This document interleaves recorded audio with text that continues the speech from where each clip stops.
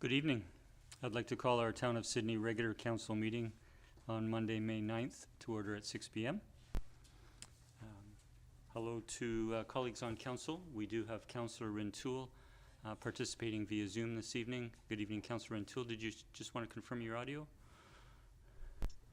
Yeah, thank you. Thank you. And good evening to staff in the council chambers. We may have staff members also participating via Zoom. You'll see them on your screen when they're speaking.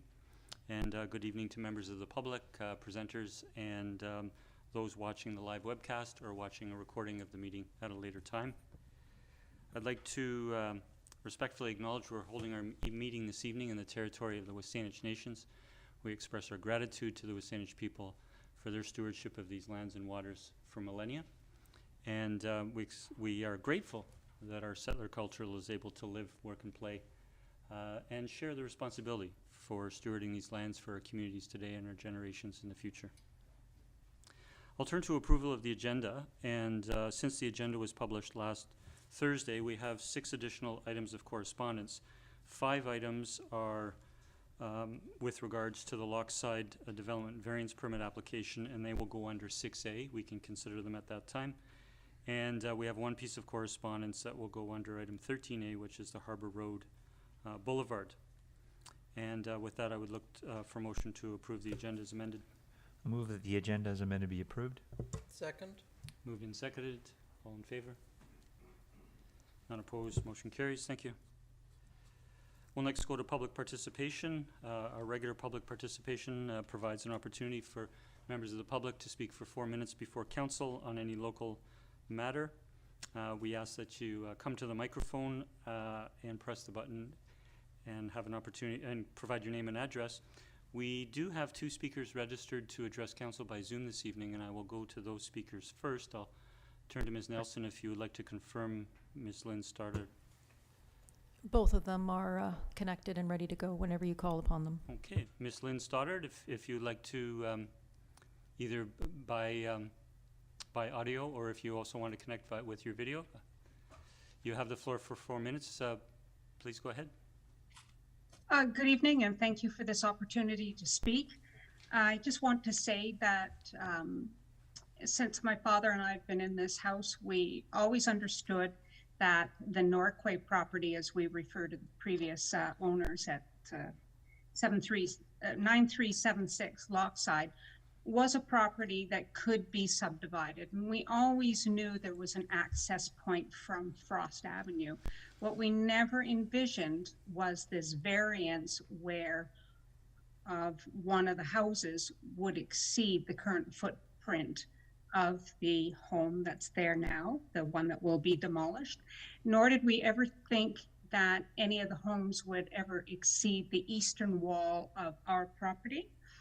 And we were sort of prepared to put up with that. We knew we would be losing our south-facing patio, the sunlight coming in, and the privacy, but we were really willing to suck that up as long as Dallas, who has spoken to us a number of times, made the ingress and egress from the west side of that property, the Lochside property, onto Frost safe and accommodating for all the additional cars and families that would be there. And he has tried to do this.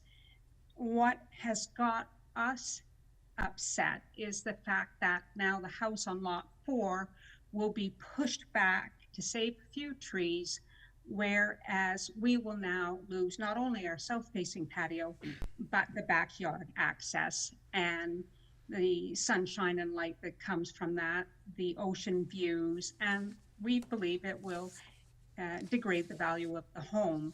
Certainly losing the house, the light, not only to the exterior of the home, but to the interior is quite upsetting.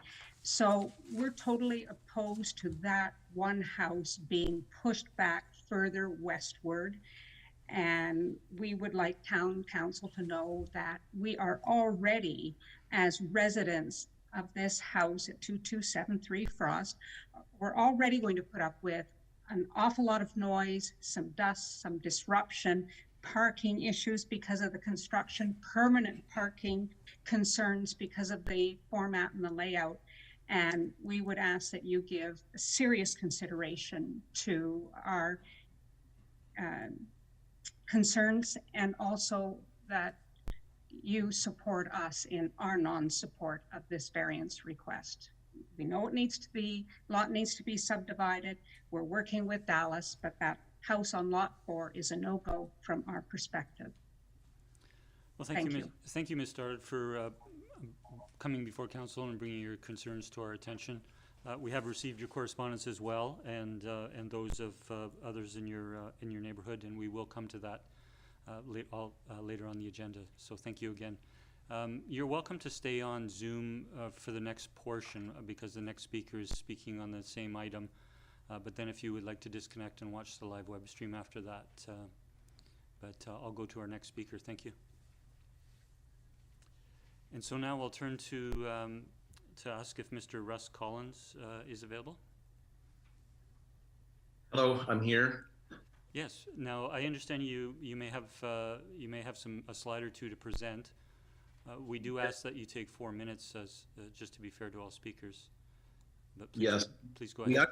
we're actually going to allow Julian Dunster, who is our project arborist, to make the presentation, if that's okay. Certainly, we'll start the time when he starts. Okay, thank you. Good evening. Can everyone see the screen that I have shared? Yes, thank you. Good. Okay. So I'm just going to run briefly through this so that everyone understands where we are. I've put the 4 proposed lots in different colors so that you can see lots 1, 2, 3, and 4. The variance is required or requested for proposed lot 4 and proposed lot 1. So only those 2. The other 2, I believe, are not requesting a variance. So looking at lot 4, that's here. The reason that the proposal moves the building further back is because of the 2 trees, 1003 and 1001. The roots of tree 1003 are right at the surface of the road.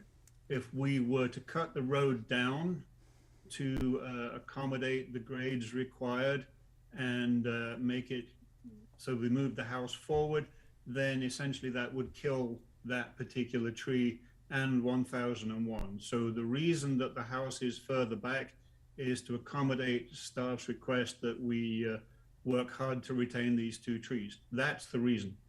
No other reason. To make this work, to make the grades work, and to keep these trees alive, we have to move the house back to get the required grades in place. So that's what it's all about. Those 2 trees on the front there by Lochside Road. If those 2 trees were removed, then the whole house wouldn't need the setback, and it could be closer to Lochside. So I suppose to some extent this is my fault. I am working to try and see what we can do to retain the trees, and that is the solution, working with Hoyle Engineering and Ed, and that's basically how that part works. So the other part is lot 1 in the back, the proposed lot 1 in the back. And staff suggested we try and keep as many trees as possible in the back here. So this area here, all of the trees that are in green, the little green dots there, we're working hard to try and keep all of those trees in the back. There's a difference in grade between Frost Avenue and the existing grade on site. And to get the roads onto site, we will have to change the grades. It requires us to cut down about 1.5 meters, something like that, to get these roads in, to get the access for all the utility corridors.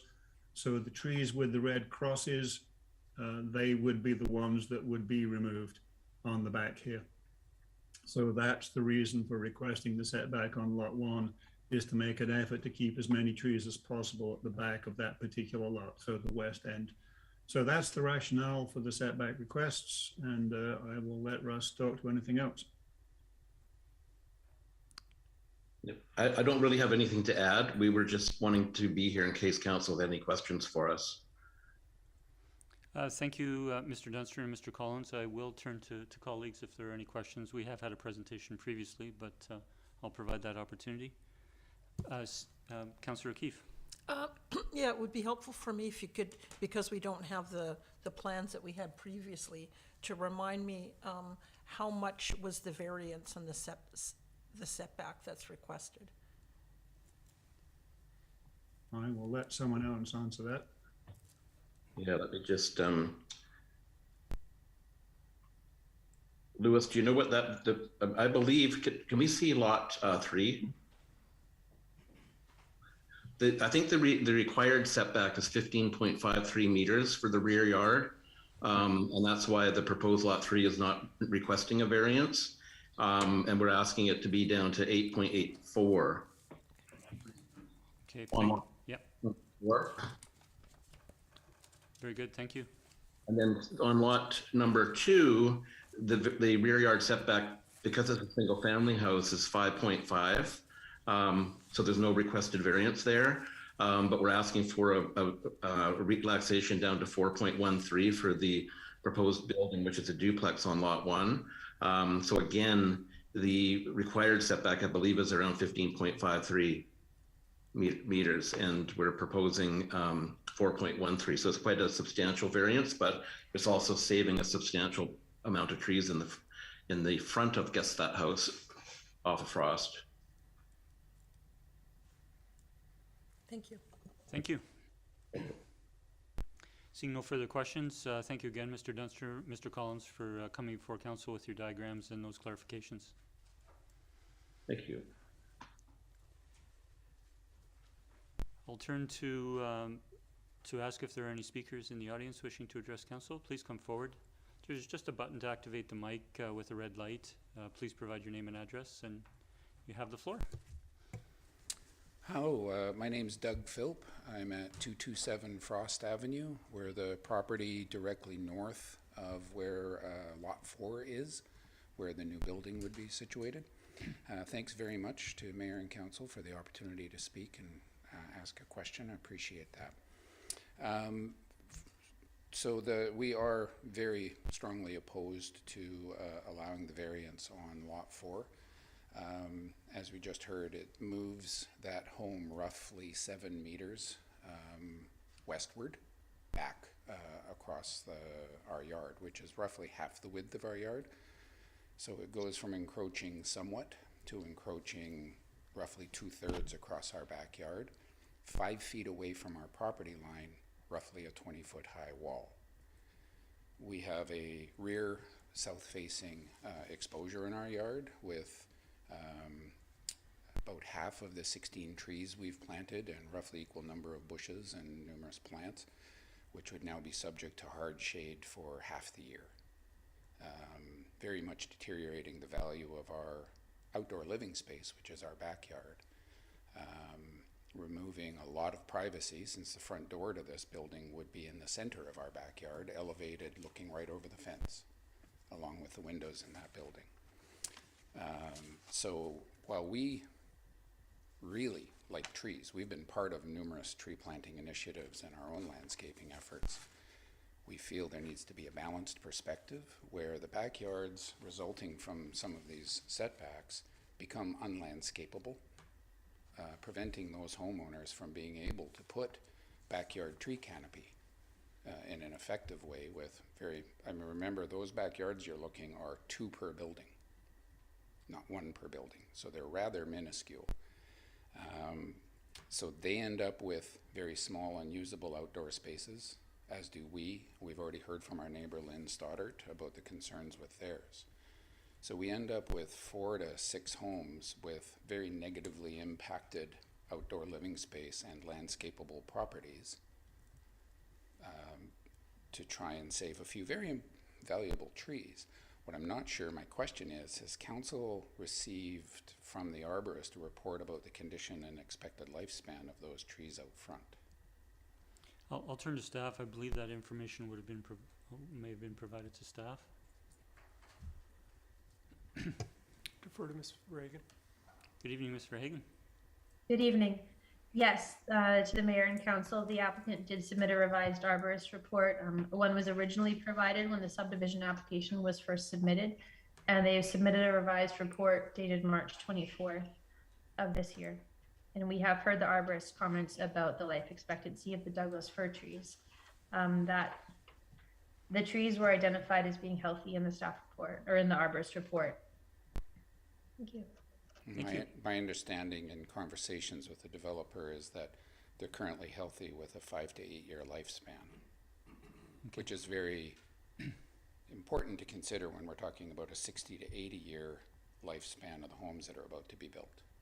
And future landscaping, tree planting opportunities. The trees out front are 2 of 17 in a row of Douglas firs.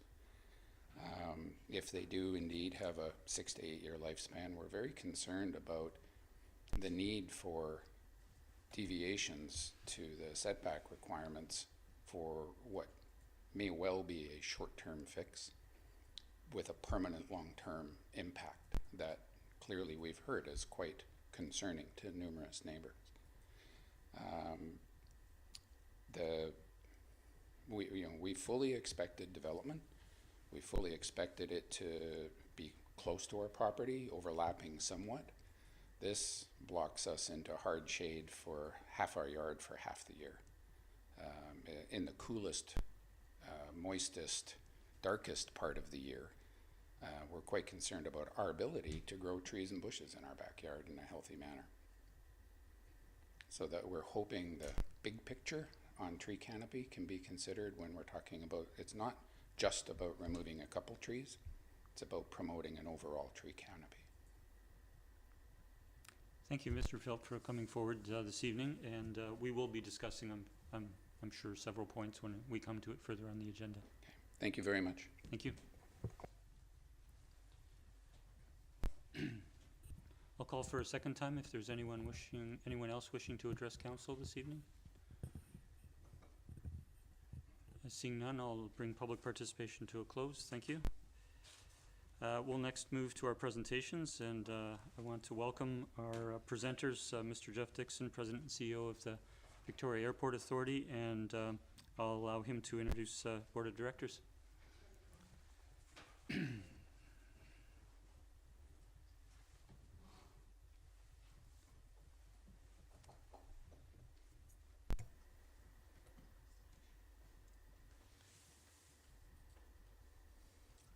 Good evening, Mayor and Council. Nice to see everyone in person for a change. It's been longer than we'd all like, I would suggest.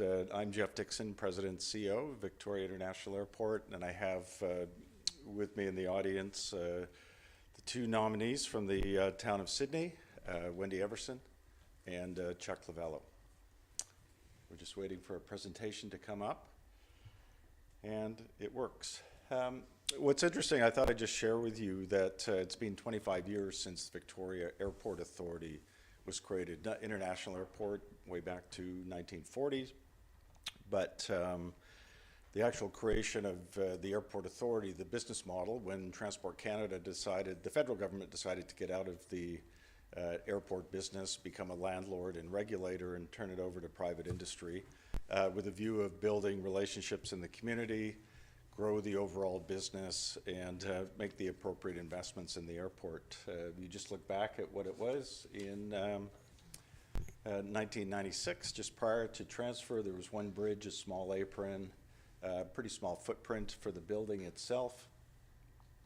We've added 2,000 meter expansion to the building, completely redesigned it once in 2003, and then the expansion we just completed in 2019. Added 4 loading bridges. You get a sense of the visual from what the roads were like in and out of the airport at the time, the expansion. The red is all the work that's been done to expand and increase parking for aircraft. And then it's quite staggering to see the increase just in parking capacity throughout. There's been over $225 million invested in the airport. We are debt free. We took actually $2 million out just to bridge us through COVID. We haven't drawn on that funding yet, and we're in a position to pay it back at our leisure. So we're in reasonable financial shape, although I will say it's been quite a challenging last couple of years. Very proud of a recent award that we were presented again in 2020, then in 2021 as the best airport in North America for hygiene measures. When you think during a pandemic, it's pretty important to have your customers coming through and having a perception of cleanliness and a high degree of confidence and an understanding of the care and condition of the overall airport. Another one that was interesting was Tourism Vancouver Island acknowledged the work that we've done with the Rick Hansen Society, and we won an award for social responsibility, and that's one of our staff just receiving the award from the CEO of Tourism Vancouver Island, now known as 4VI, just 2 weeks ago. Now, the passenger counts, I'm pleased to say they're coming back up, and I think I'll speak to that a little bit more. 2019, close to 2 million passengers. 2021, 674,000 passengers. That's a little bit up from 2020 when we had 573,000 passengers, and we thought we'd be closer to the 750,000 number when we were planning the year, and we didn't really understand at the time of our budget going into 21 about the Delta variant, which just emerged about the day after we presented our budget to our board. The good news is, in terms of where we were overall in relation to other airports and their steady state of 2019, you can see we're about the second best in the country from well, not all the airports, but a good cross sample right across from the West Coast to Quebec City. And you could see that Victoria was about 35% in 2021 of the 2019 levels. In terms of our overall financials, our revenue was $23 million overall. Expenses were $17.6 million under budget, and net income before non-cash of $5.4 million. Factor in amortization, it's about a $5.5 million loss. So not a very pretty picture, and I'll also say that it was about $6 million of federal funding.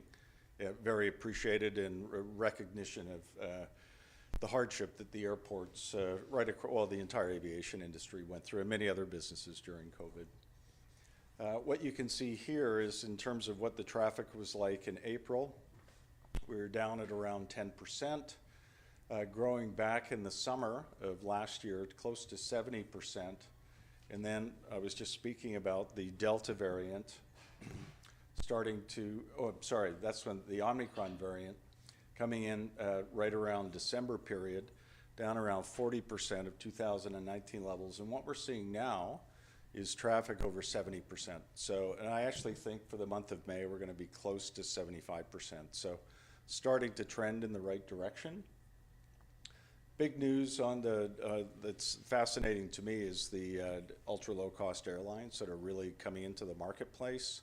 Seeing a little bit of weakness in some of the legacy airlines like WestJet and Air Canada.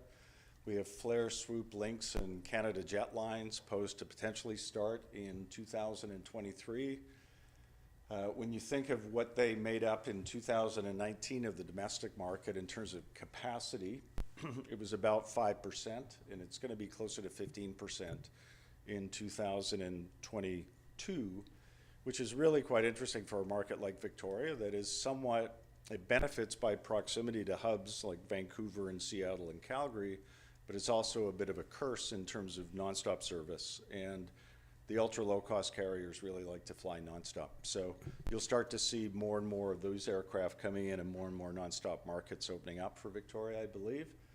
And just when we look at sort of what the summer is looking like, and I'm throwing a few charts at you, and I'm talking fairly quickly, but if you look at June, the turquoise chart on the left shows our capacity of air seats in relation to 2019 at about 90%.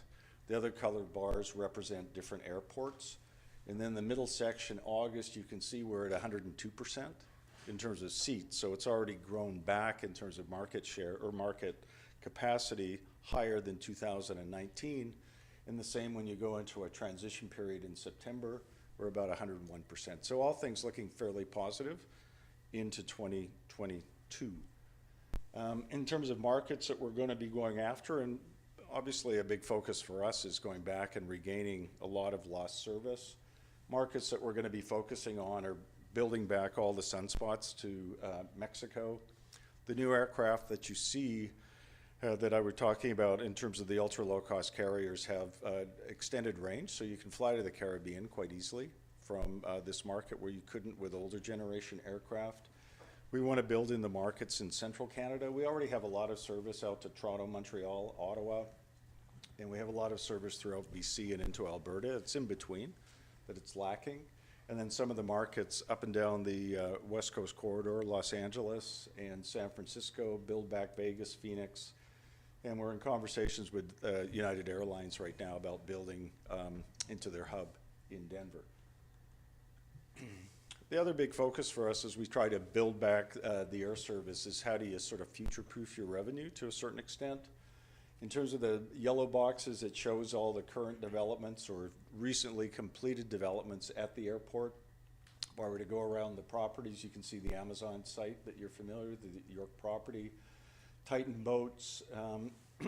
We have a new one in the top corner by Sobeys, which is a make space development. We have a number of hangars being developed. And then the blue are where we have either exclusivity agreements or close to exclusivity agreements to explore what some of those development options might look like, whether it's the D&D is probably looking at 2023, 2024 potential, and then some of the markets around here are some of the plots that you would be familiar with. The state of the Amazon, this is a rendering. You've probably driven by and seen the construction. On it goes. It looks like it's on track for completion this fall. One of the conditions that was suggested was the development overall of a roundabout. So the teams are working very closely together between North Saanich and the Township of Sidney. Our team's going to take the lead on the overall engineering and the design, and we'll look to construction of that project in 2023. Other capital programs, I won't go into them all. It's about $9.5 million, and it's amazing how you can add up all these $300,000 or $400,000 or $500,000 programs, and it totals about $9.5 million. But probably the one that's of most interest is the approach lighting and the upgrade of our lighting system at the end of the runway 09 into Pat Bay. And that completes. I realize I only had 10 minutes, and I'm sure there's a few questions, so thank you very much for the opportunity to address Council this evening. Thank you. Thank you, Mr. Dickson, and we appreciate the start from the historical perspective and bringing us forward to the positive news today. I'll turn to colleagues if there are any questions. Councillor O'Keefe. Thanks for the presentation, Mr. Dickson, and great to hear that the airport's getting some ridership back. It's an important driver to our economy, so great to see that. One thing that I was especially pleased to see in the report was the things about accessibility and the new paging system for people who have auditory disabilities, and the curbside assistance program as well, which I think is excellent. And I guess what I'm thinking is that as you know, the airport strives to get membership back and Sidney strives to get more tourists back, would you do you see sort of looking to capitalize on that in terms of accessible tourism? And that's one of the sort of the niche markets that's been identified by Destination BC, and whether you see that as something that you might be able to tap into as being one of the few market or the airports in Canada that are have got that accessibility designation. Yeah, I think it's sort of a growing, more niche market, and to be honest with you, if it was more of a steady state world and we were back to I don't know, where we normally would be, we might be sort of focusing on elements like that. Right now, it's sort of the core to get us up to where we need to go, but we're also very mindful of the needs to be fully accessible, and that's why I think we're the third airport in Canada to get fully gold certified with the Rick Hansen Foundation, and we also worked with Changing Places in terms of the design of our restrooms. So it's of critical importance to us, but I haven't really looked at it from other than doing the right thing from a tourism development lens. Yeah, but very good question. Yeah, and what, if I may, so I noticed in the report mention about Uber and waiting for some approvals on that. It's one of the things that I hear in the community one of the biggest frustrations is getting to the airport in the morning. Our local cab taxi companies, the other taxi companies around the CRD do not appear to be serving residents in this area well in terms of getting out to the airport. So anticipating any movement or on terms of Uber or improvement in taxi service? I've actually found the taxi companies much more difficult to work with ever since it was announced that Uber would not be coming anytime soon to the Greater Victoria region, and incredibly disappointing. I mean, as much as I like our colleagues at Yellow Cabs and all the other hard workers that are trying to make a go in the taxi industry, they're not serving the public like the public needs to be served. And it's incredibly challenging to understand that occasionally customers coming through the airport won't be offered a ride to the town of Sidney or won't be picked up in the morning. And I honestly don't know what the answer is other than cajoling, and we used to meet fairly frequently with the cab companies here. We've tried to work with the local hotels about creating some kind of a shuttle service. We've talked to Wilson Transportation Group about offering some form of transportation, but a lot of that stuff sort of went into hiatus once the pandemic hit, but I think we'll pick up those conversations again. Yeah, good, okay, thank you. This'll. Thank you, Councillor Keefe. I'll turn to Councillor Duncan and Councillor Garnett. Thank you. So you have a note here about circuit training, which will be reduced this summer due to staffing challenges at NAV Canada. Can you just tell me what circuit training, and it sounds like that would be something that, is it safety related? Is it something that's going to affect operations at all, that someone's not getting the ability to do this training? No, it's purely the pandemic has really impacted the staffing levels at NAV Canada. They had to, because their business model is not unlike the airports where there's activity in planes moving through airspace. They pay a certain fee, but if the planes aren't moving, there isn't revenue. So NAV Canada had to lay off quite a number of staff right across the system, which is sad because they've really grown into being a world-class provider. They're really one of the models of the world when they look to for best practices. So what my understanding is with NAV Canada and staffing levels at Victoria International Airport this summer is they're going to be down around, I think you were at the same meeting I was, 15 or 20% in terms of head counts. And if they have it, they need a dedicated position to be monitoring circuits. And if they don't have that position, the first area to go will be the circuits. What is this? What do you mean by circuits? I'm sorry, forgive my ignorance. I'm sorry. I thought. I apologize for the flight schools and training. Oh, okay. The flight So the schools, planes okay. that you see, they take off and do an actual circuit where they come around up and over Dean Park and over Pat Bay and back into the airport. And that's the. I apologize. I didn't fully understand. Just the flight, not the people who are training to be schools. professional pilots, but the cadets or Both. Both. Okay. Correct. Thank you. And second question, if I may, it's fuel prices. So I remember reading, for a few years now that some of the refineries in the U.S. were having trouble getting the right cut to actually make jet fuel just the right mix, and so it was becoming harder to get. Obviously, fuel is becoming harder across the board, diesel in particular. I've heard they're rationing in Australia. So I'm just wondering, you're building a new tank farm, which should give you some resilience there, but has it been getting steadily worse, or are you feeling like you're about the same, or what is kind of your risk here about So we have not had supply problems, but I can tell you the prices, I was just reading for the average cost increase or the overall impact on costs for airlines, the major ones, is about 30%. That's a big expense lift, just the variability of fuel. So you'll probably see that pass through in prices to a certain extent. Thank you. Thank you, Councillor Duncan. Councillor Garnett. Thank you, Mayor. Thank you, Mr. Dickson, for your presentation. A couple of questions. The flight path. Do you know if there's any scheduled maintenance or repair work to be done on that in the near future?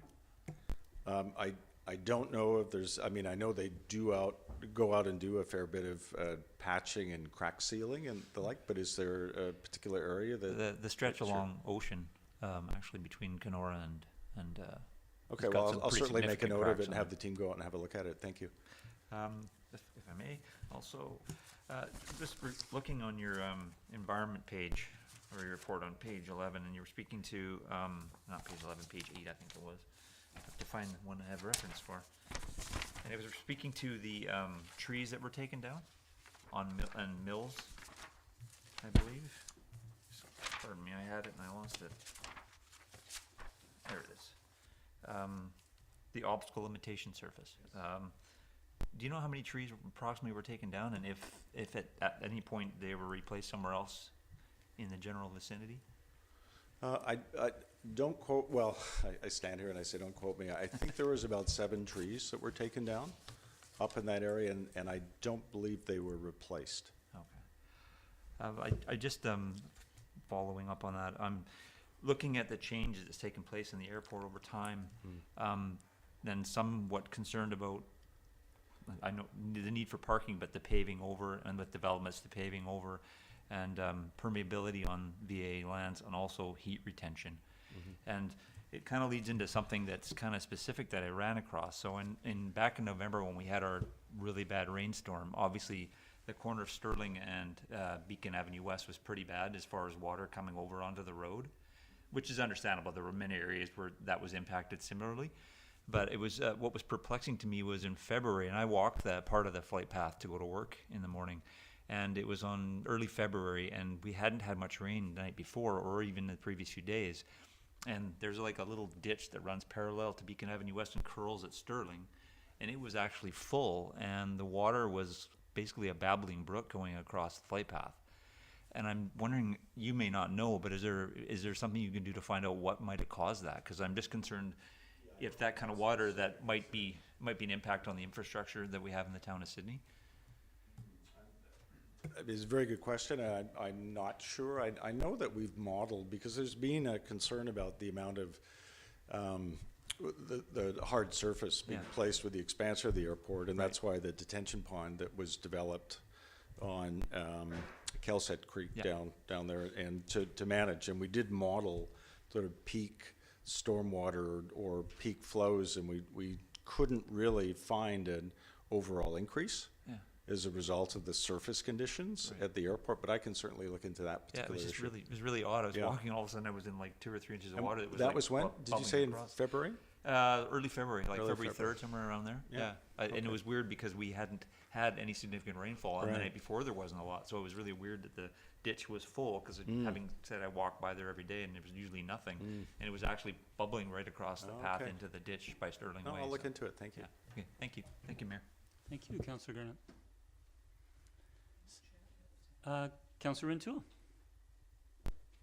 Thank you, Mayor, and thank you, Mr. Dickson, for your presentation.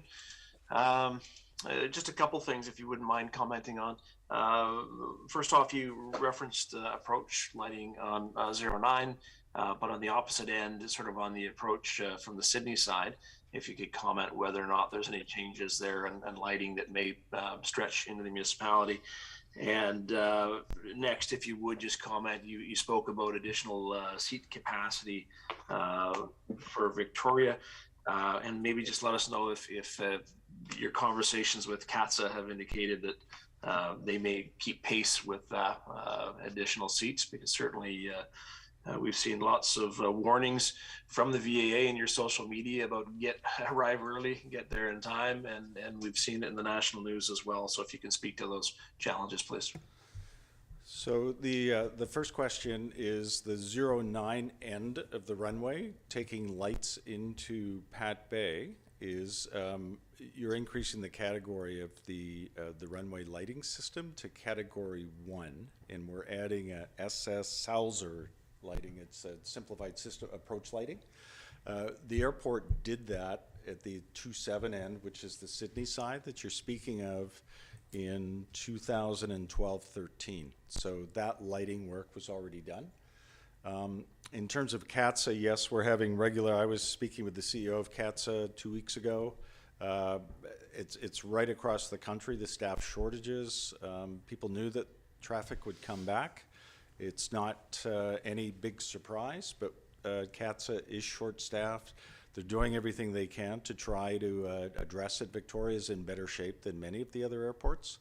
And the 2-hour lineups, I mean, the only time I've really seen it is if they don't staff all 4 lines, which is the full capacity that they have at the airport, by 08:30. And if they miss that, then it really gets that's not the right word. It gets quite congested very quickly. So yes, we're on it. It's frustrating for us. We'd love to see a different business model for CATSA, but it's the model that the federal government want to provide right now, and we're hopeful that they'll have enough staff this summer to deal with the capacity. Thanks, Jeff. Thank you, Mr. Mayor. Thank you, Councillor. Seeing no further questions, thank you, Mr. Dickson, again for the presentation, for taking our questions, and I just want to also extend a thank you to our nominees, Charles Lovallo and Wendy Everson, our Sidney nominees, and representing our community on the VA board. And we really appreciate you attending in person. It makes a difference for us. Thank you.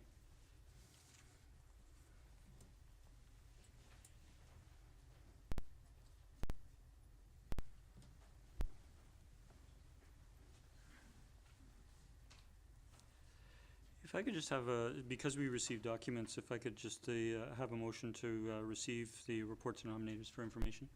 So move. Second. Any further discussion? Seeing none, all in favor?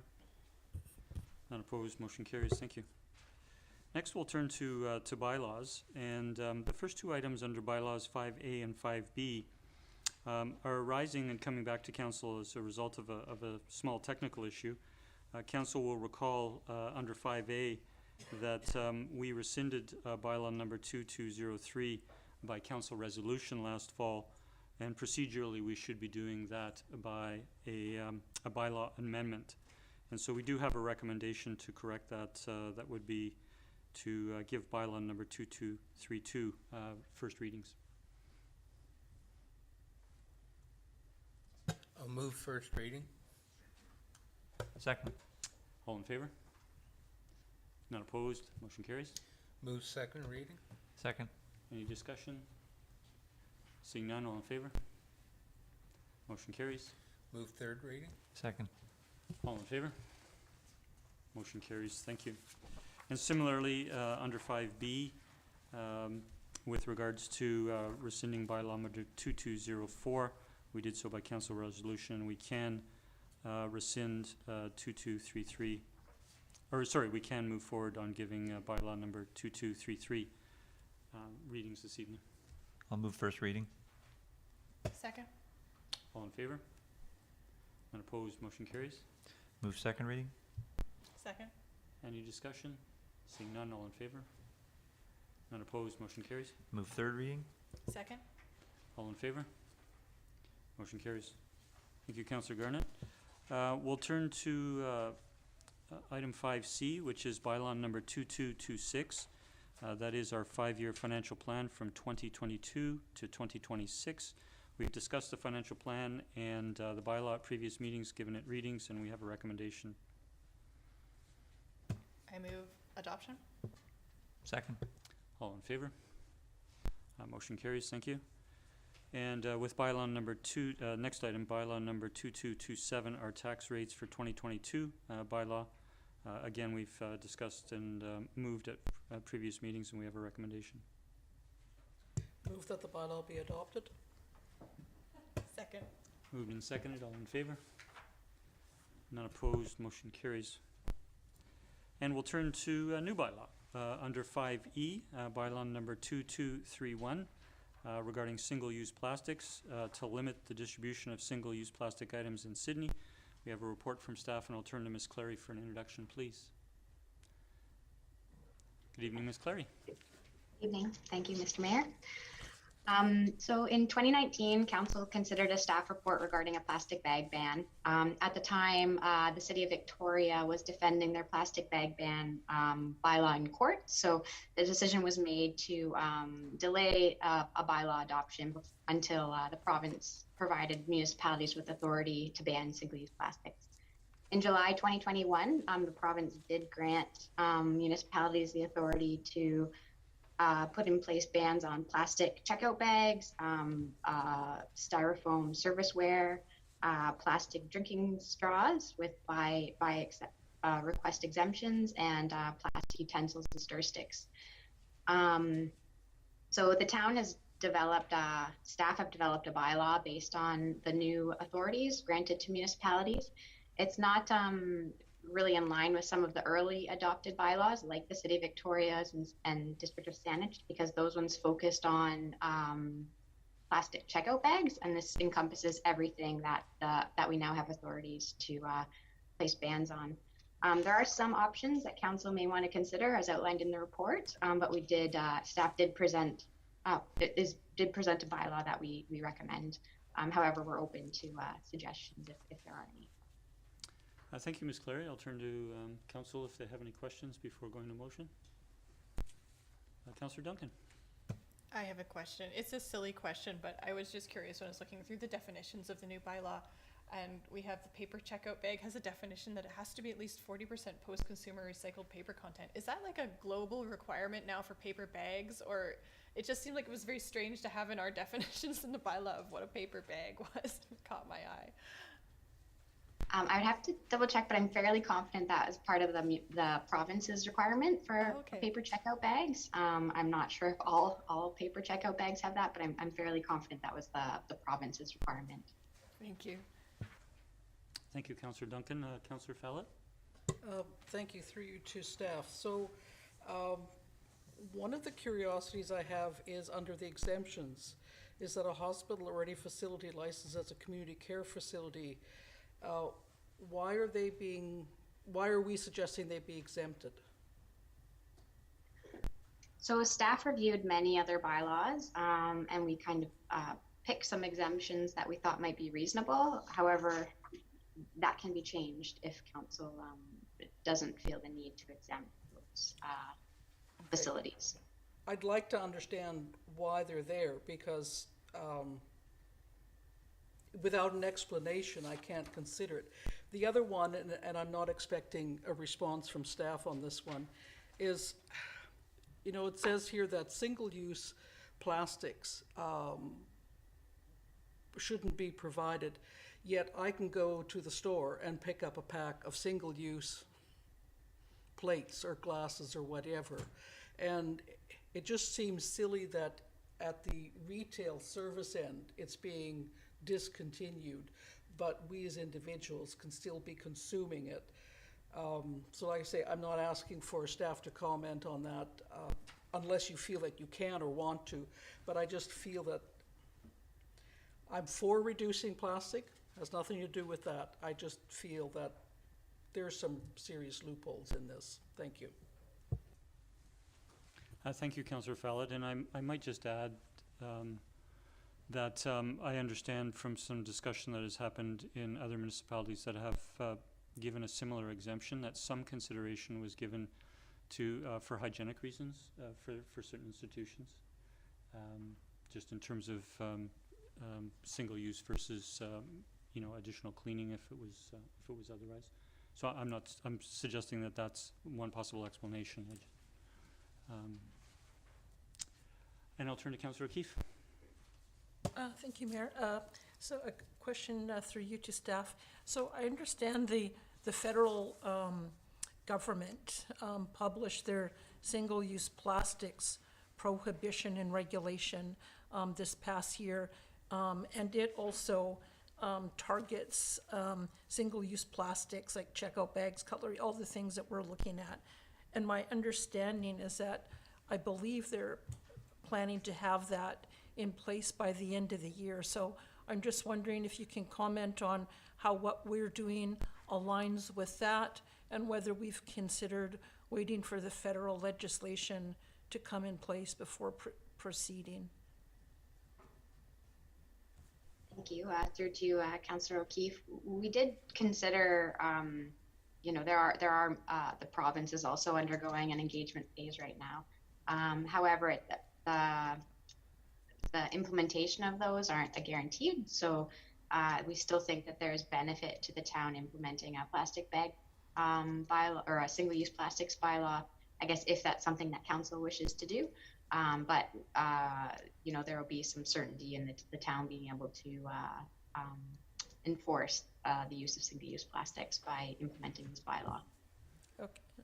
And just a follow-up to that. So have we looked at the federal legislation to see, I'm just wondering, like, how closely are we aligned so that if theirs does come in to place that we're sort of aligned appropriately?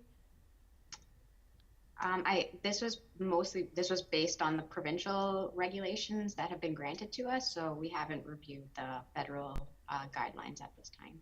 Okay. We can go and do that if council wishes. Okay, so I just, my comment would be a suggestion to take a look at that. And I guess my other question was, if I may, in regards to communication, and I see the strategy is to send notice out through the SBIA and through the chamber. And I think those are fine options, but I'm wondering whether something like this, which is a sort of legislation, a bylaw, which will have fines attached if people don't comply, whether we have a process to send out either by email or by mail directly to all business owners, whether we have the capacity to do that.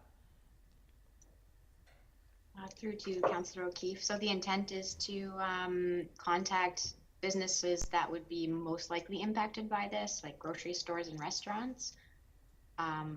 But if council were to direct us to extend that to a larger scope, we could do that.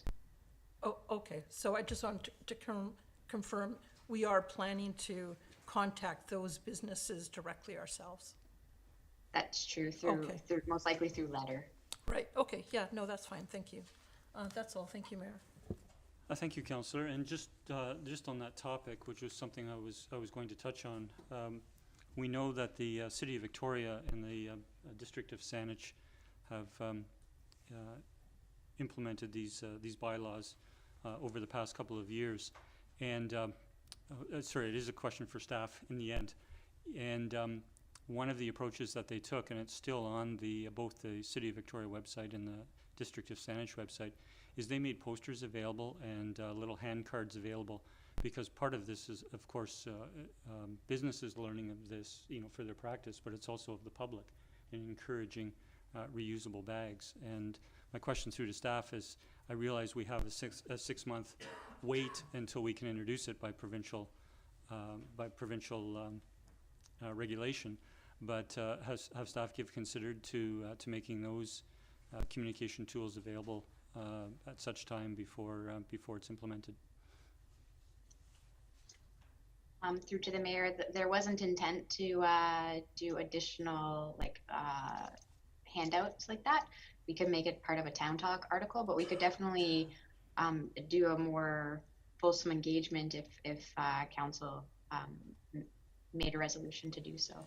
Yeah, if I could perhaps clarify, and I know in part, but I don't know for certain all of it, is that these posters were made available, they were designed by the municipalities, Victoria and Saanich, and then they were put up on their website, and businesses could just print them, you know, to whatever size or whatever number they wished. And the same thing is that, you know, 15 little hand notices, you know, came on a sheet, and a business could print those and then hand them to their customer or make them available to customers. So just a suggestion going forward. I don't know if we needed this time to do that by resolution, but I think it's an opportunity for communication when the appropriate time comes. Councillor O'Keefe. Thank you, Mr. Mayor. Just another comment in that regard through to staff. With the federal program that's coming out, they've got a handout for businesses that might be useful to consider for our businesses. So businesses who would be affected by this bylaw, who have to reduce or stop using single-use plastics. And it gives a number of different suggestions about how they can make changes or alternatives to those sorts of things. So I just put that out there as perhaps something that we could also add to our communications strategy to help businesses you know, make the transition. Thank you. Thank you, Councillor O'Keefe. I'll turn to Mr. Humble. Thank you, Mr. Mayor. Just a note on the additional communication pieces, in particular, if there is direction from council to look at designing posters, handouts, etc., that there is a resource impact on that. I mean, certainly Saanich Victoria may have in-house graphic design, that sort of thing. So it's something that we'd have to consider as well. Thank you. Okay, so we've asked our questions and we now have recommendations. I'll move that single-use plastics bylaw number 2231 be given first reading. Second. All in favor? Oh, sorry, any discussion? Oh, sorry, we're giving it first reading. Yeah, call the question. All in favor? Opposed? None opposed, motion carries. I move second reading. Second. Discussion? I just want to, I'll go to Councillor Garnett first and then I'll comment. Thank you, Mayor. I do support this, but there are some aspects of it I'm not overly comfortable with. I know staff mentions in here, I would prefer the outright ban on plastic utensils to be included.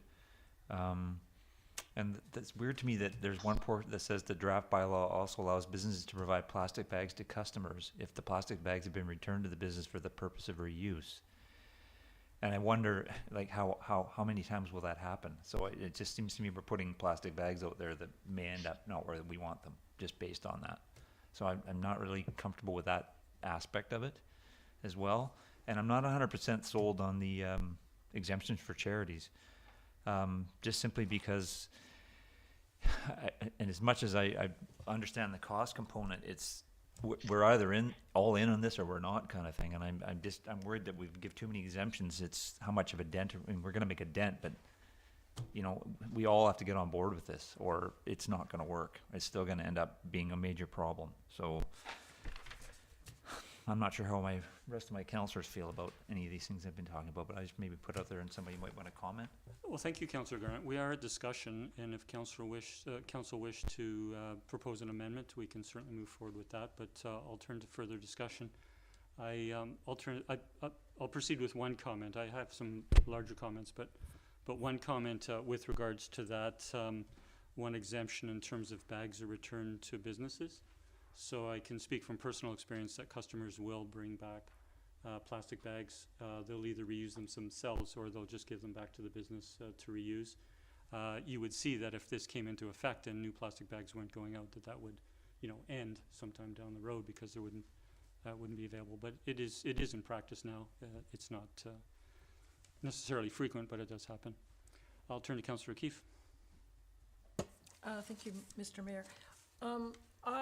I'm in favor of single-use plastics bylaw to reduce that, but I'm in agreement with Councillor with Garnett in regard to also exempting charities. So I don't really see a reason for that. I think if we're going to do this, we should do it, and you know, whether it's, I don't know, the Lions Club or whatever, operating a food truck in Sidney. Councillor O'Keefe, if I might, and we now have two speaking to it, we Okay. can propose an amendment and then we can deliberate based on the motion. Okay. You know, that's put forward. I just would like to procedurally turn to Ms. Nelson. Okay. We can do an amendment during second reading. Thank you. Okay, well, I'll go. Do you want to hear further discussion, or? Yeah, sure. Let's hear further I'll discussion. turn to Councillor Fallon. Thank you. So I have to admit I'm a little confused because in reading the proposed bylaw, that's not the same as the staff report. The staff report was speaking to exemptions. Am I correct in that? But such as it says here under page 2 of 3 in the staff report, exemptions, there are a number of exemptions which are identified in 4.1, and then it goes on, another exemption that council may wish to consider is. So it's not actually in the bylaw. That's just part of the discussion from staff. Am I correct in that? Okay, I'll take that a question through myself. Does Ms. Clary wish to take that question? Thank you. Through to Councillor Fella. Yes, that's correct. The exemption for charities is something that we saw in other bylaws, so we figured we would put it in the staff report in case council wanted to add it in, but it is not in the current draft bylaw. Okay, thank you. Okay, so that motion will remove from the floor as it's not applicable. Thank you. Further discussion? Yeah, so I'll go to Councillor Duncan, then Councillor Wainwright, then Councillor Chad, or Councillor Rintoul. Councillor Duncan? Thank you. I like this bylaw, and I mean, the discussion in the staff report showed that they had researched other similar bylaws. The exemptions, I know when plastic bans were first coming out and seeing the criticism that was coming from the accessibility community and retailers, I feel we've had enough time now with some of the larger municipalities trying this out and it being trialed elsewhere and staff being able to do the research that I see that they've hit every item of criticism I have seen before and they've accommodated it. So I'm really happy to see that. I understand why they put in healthcare facilities, partly for, as the mayor was saying, that there is hygiene, but it's also just in a care facility, you're going to run into the same accessibility problems with people who have movement disorders and problems with swallowing, that they're going to need possibly the same exemptions as you would have for somebody with disabilities. I kind of liked the idea of the addition of the exemptions for charities simply because, and I could see why staff put this in there, that I am somebody who brings my bamboo utensils, or I take takeout and take it home. I never use plastic utensils. I end up with a huge drawer full of plastic utensils, but I can donate it to somebody, a charity that's going to be using them in their food truck or something if it's still in their little plastic package. So I could see applying that exemption for the fact that these places are going to be maybe having the same thing, right? They're going to get donations of things that they would otherwise not be able to use. Otherwise, these things, are sitting in people's drawer. Some people may be buying them from the store in order to provide them. So I would be comfortable with that. I would not try to add it in only to if I felt council was strongly averse. I think the main consideration we need to have for when people are feeling skeptical about us not going far enough is that a single-use plastics bylaw is only a dent. In terms of climate action, it's essentially a show. As much as real climate advocates are saying, it's just we do it because we can, and it's one thing that we can do, and we do as much as what's in our power. We can't control what you can buy in the grocery store, but we can control other aspects of what they use and what retailers and restaurants use, and so that's what we control because we can.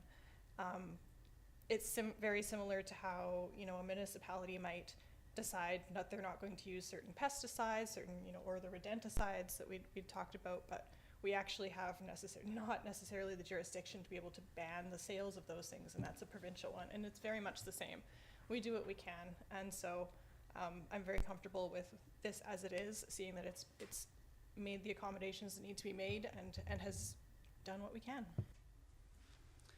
Thank you, Councillor Duncan. Councillor Wainwright? Actually, everything I was going to say has already been said. Thank you. Thank you, Councillor. Councillor Rintoul? Thank you, and almost likewise to Councillor Wainwright's comment. I'm very, very comfortable with the bylaws proposed. I thank staff for bringing this forward. I think it looks very comprehensive. I certainly understand why hospitals and care facilities would be included under exemptions.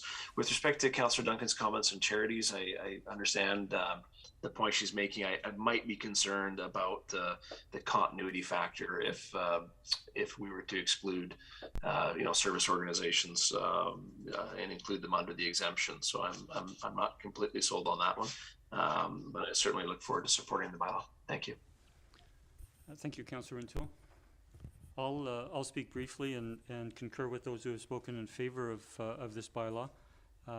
We now know that with Victoria and Saanich and Esquimalt having had plastic bag and some other single-use plastic items in effect, that over half the population of the Capital Regional District, well over half the population of the Capital Regional District has been working under this. and quite frankly, a number of businesses, particular businesses who have multiple locations throughout the region, are looking for consistency, and with their businesses between municipalities. And a lot of businesses I know in Sidney are actually waiting for this because they want to be responsible, and it's pretty challenging as an individual business to implement something like this. And this is approach consistent with both the City of Victoria bylaw and the Saanich bylaw, and I'm supportive of it. Businesses and the public have been more conscious in reducing single-use plastics. I've operated a business in Sidney for 21 years, and the use of plastic bags has both on the business side, but also from the customer initiative has reduced greatly. But as the City of Victoria calculated, as I reread a news release today, that in 2018 they estimated 17 million plastic bags were discarded from businesses just in the City of Victoria. So it is very significant, and I'm pleased to see this come forward. It'll is helping to keep plastic waste out of our landfill and protect the environment. Councillor Garnett. Thank you, Mayor. I would like to move a couple of amendments, if I may. Please. One to change to an outright ban of single-use plastic utensils. Do you want to handle them individually or together? Yes, please. Yeah. Okay. Do we have a seconder? You can just read that again, please, Councillor. Yeah, to outright ban of single-use plastic utensils. Second. We have it moved in second, and I'll turn to Councillor Garnett to move, motivate, and then the seconder. Just No speaks for further? itself. Yeah. No, that's fine. We've had some discussion. You're good, Councillor Fellow. I'll turn to Councillor O'Keefe, then Councillor Duncan. Yes, thank you, Mr. Mayor. I'm just seeking clarity from Councillor Garnett. When you say outright ban, if you could elaborate, so are you meaning that it wouldn't be sold in stores either in bulk? That's what you're talking about? No, it just speaks to the single use, like from a restaurant or wherever. It doesn't impact buying them in a store. We don't have that. I don't think we have that kind of single-use plastics outright banned from, from restaurants and whatnot. If I might, Councillor Garnett, sure. Could I turn to Ms. Clary just to It's just a staff recommendation. perhaps just provide the clarity on what the distinction would be from what's currently in the bylaw and the amendment that Councillor Garnett is proposing, or his motion is on the floor. Okay, thank you. So item 3.6 right now refers to a business operator only provides single-use plastic utensils upon request by a customer. So that would just say a business operator must not provide single-use plastic utensils. It could be worded similar to 3.3, but be about plastic utensils instead of the foam containers. Okay. Thank you, Ms. Clary. And Councillor Garnett's good. I'll turn to Councillor O'Keefe. Did you want to comment further? Or? Yeah, no, that's clarification is good. Thank you. Thank you, Councillor Duncan. Oddly enough, I will vote against this one, just because, for the reasons staff put in there. Too many people travel and don't. I mean, do you have utensils that you carry with you, Councillor Garnett? I think I'm the only one I have seen who actually carries their utensils with them. So I feel there are going to be people who are going to be traveling and are not going to have access to this, who are going to, the alternative they're going to have to do, and I've done this when I used to travel for work in places where this happened, have to go to the store and buy a very large pack that they sell in the store, right? You can't just buy like a single pack. You have to buy like a whole package of the forks or the knives or something, just so you can get the ones to eat your takeaway meal. And so I feel having that flexibility to accommodate the few people who are actually going to need it, because they're going to come up, and if they can't get it, I fear they're going to be angry and take it out at the restaurant or their food service person, just that they weren't able to get it, and they will feel that they had a very valid reason. So thank you, Councillor Duncan. I'll turn to Councillor Fallon. Thank you. The alternative use is bamboo, or the wooden one. So there are options. So we're just changing the use of one material to something that is more biodegradable. And and the other thing is, if you don't take a stand, you don't get people to change. If you don't make that change, it's like smoking. if you don't say you cannot smoke in public places. So. Thank you, Councillor Fallon. Councillor O'Keefe? Thank you. In regards to the comment about people not having access to utensils, there are other options out there. And while it might be, you know, maybe it's a bit more expensive for those other options, I don't know, but, you know, that will have to be absorbed in the price. That's the price we're going to have to pay to get rid of plastics. And also, I think, you know, hopefully the need for bamboo or utensils made out of green materials will help spur some other, create more demand for another green business. So I'm okay with that. So thank you.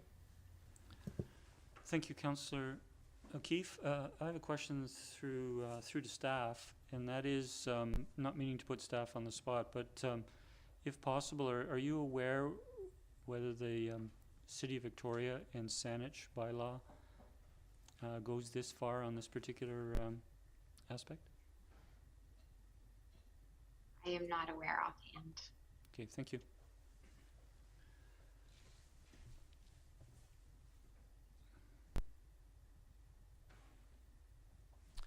Okay, seeing no further discussion, I'll call the question. All in favor? Opposed?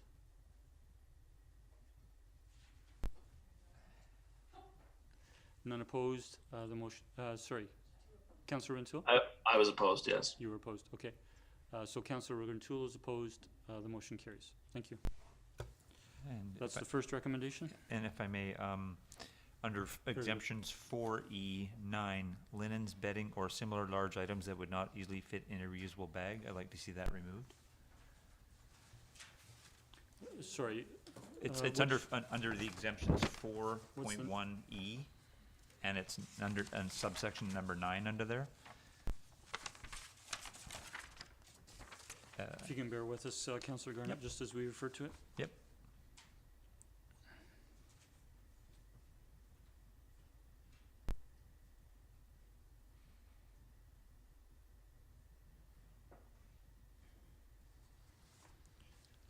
Okay, do we have a seconder? You made the motion, Councillor Garnett? And do we I'll have a second it for Do you discussion. have it seconded? Did you wish to comment further, Councillor? Yeah, for me, it's just a similar sort of thinking. These are big bags to start with, but certainly if you have large items like this, you could put them in a cart and take them to your car. You don't need to carry them in a bag. Sure. I actually, when Victoria was going through its bylaw ban, or its single-use ban, I was in a Sport Tech buying a pair of shoes, and the people in front of me had all these items, and they didn't know they weren't going to get a bag, and they weren't going to get a bag. You couldn't buy a bag. They just got them together and carried them out of the store. So, I mean, there is alternatives than to providing out these large bags that it's just another big piece of plastic out there. Thank you, Councillor. The seconder? He said it all. Okay, Councillor Wainwright? Yeah, this one I'm not as comfortable with because frequently those, like I can see linens, beddings, clothing, items can be relatively large, and we have a significant amount of the year where it's raining. So if you don't, you know, you're interested in protecting it while you get to the car. You don't want your new whatever item, you know, to be soaked or possibly get damaged because of that. And if it is large, I don't really expect they're gonna have paper bags big enough to deal with that. So I'm not sure that this one, you know, this seems reasonable to me. Thank you, Councillor Wainwright. Just a comment that going back to the previous term, and I wasn't serving on council at that time, but at the previous term, the CRD drafted a single-use plastics bylaw, and it wasn't passed by the CRD board. It was basically decided that it should be shared with the municipalities. Because one of the interests on the part of the municipalities was having a bylaw that was consistent at all efforts to be consistent throughout the 13 municipalities in the region. my understanding, and I'm not certain of this, but my understanding is that there was some consultation with regards to the creation of that draft bylaw. I don't know how closely this bylaw mirrors that CRD draft bylaw. My understanding is that the City of Victoria and Saanich ones are closely aligned to that original bylaw, but I do know that there was in that drafting of that bylaw, and then when it went through Victoria and Saanich, that there was certainly considerations given to the rationale. So I'm a little concerned about. I see what staff has brought forward. I appreciate they haven't necessarily, aligned them all. I'll turn to Ms. Clary for a moment. Sorry, I just wanted to confirm that both District of Saanich and City of Victoria do have this exemption in their bylaws, in their single-use plastic bag bylaws. Thank you. Yeah, I won't speak further on this, other to say that I won't support this amendment. Councillor Keefe. Thank you. I'm okay with this. Linens, bedding. Anytime I've gone to buy that stuff, it's already wrapped in plastic anyways. So you're buying some sheets or a comforter or whatever, and they're wrapped in plastic anyways. So I don't think it's a big deal. The only thing that isn't is towels, maybe. That's the only thing I could think of. But everything else, big things like comforters, not a big deal. And the other thing I think is that if they have to find bigger bags or something to put towels in, they will find a way. What I find with human behavior and habits is that people will continue to do the same thing if you allow them to do that. And if you put an obstacle in their way, the retailers, stores will find a solution for it. And I'm sure they will find a way around that. So I'm happy to support this for that reason. Thank you. Thank you, Councillor Keefe. Seeing no, Councillor Rintoul. Thank you, Mayor. I won't support the amendment. To me, I liken it to 4.1 E7. This is referring to dry cleaning and also obviously linens, beddings, etc. Maybe handled loosely by individuals, taking them to be laundered, etc. And as was noted previously, you want to keep those things clean when they're returned. I'm really happy with the bylaws was proposed. I realize this may evolve over time and we may see other changes, but for now, I'm happy with this and I won't support the amendment. Thank you. Thank you, Councillor Rintoul. Seeing no further discussion, I'll call the question on the amendment. All in favor?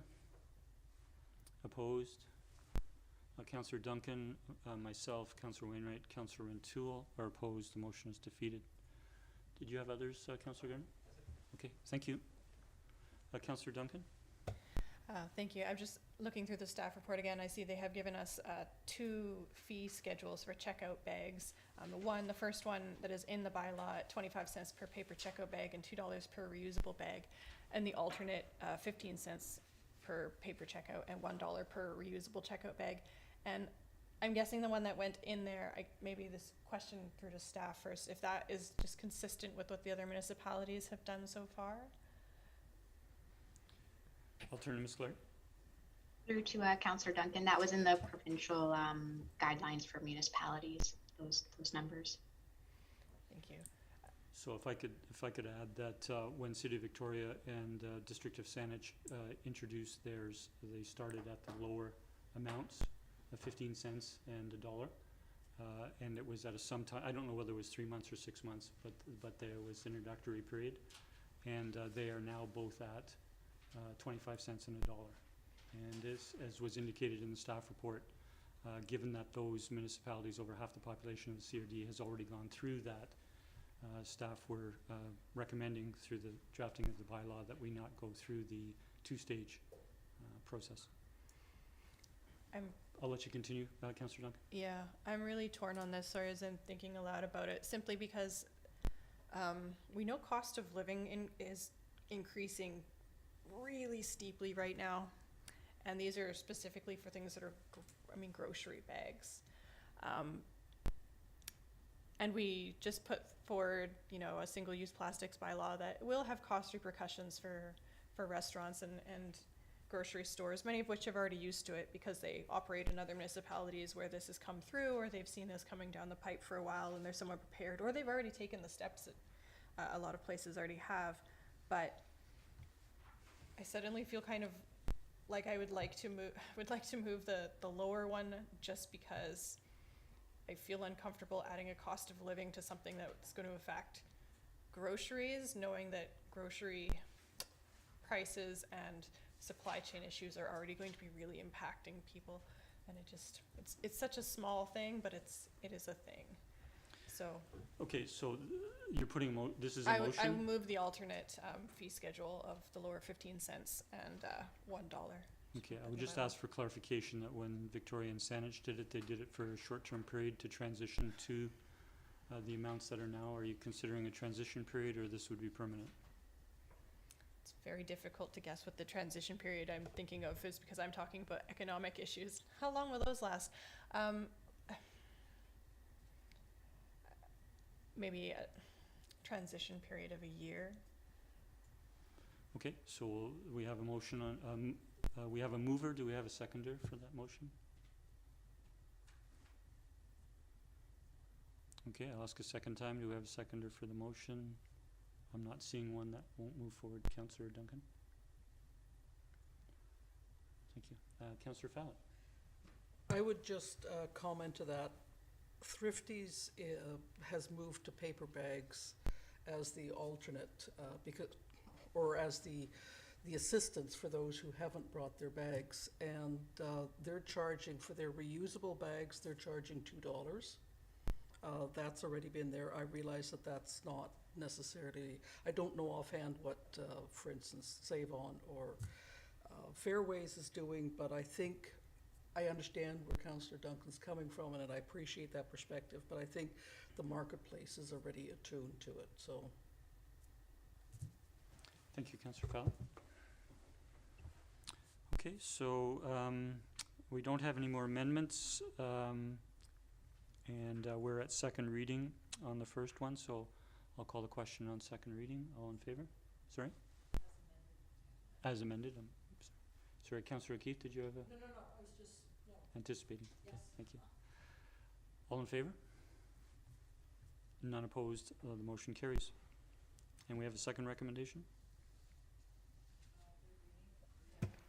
I think Oh, sorry. I was reading, so I'm moving third reading. Yep, thank you. Second. All in favor? The motion carries. Thank you. So that will come back for final adoption at a future meeting, and we can now move to the second recommendation. I move that MTI bylaw amendments that include fines for the single-use plastics bylaw be brought forward during a future council meeting prior to the bylaw taking force. Second. Discussion? Seeing none, all in favor? None opposed, motion carries. Thank you. And thank you to staff for bringing that forward. Councillor O'Keefe? A motion arising, if I may. Certainly. So I'd like to move that staff prepare a communication strategy to inform and support the business community and the public in implementing this bylaw. Okay, do we have a seconder? Second for discussion. Okay, we have it moved and seconded. Before we go to your motivation, Councillor O'Keefe, I'll just ask staff.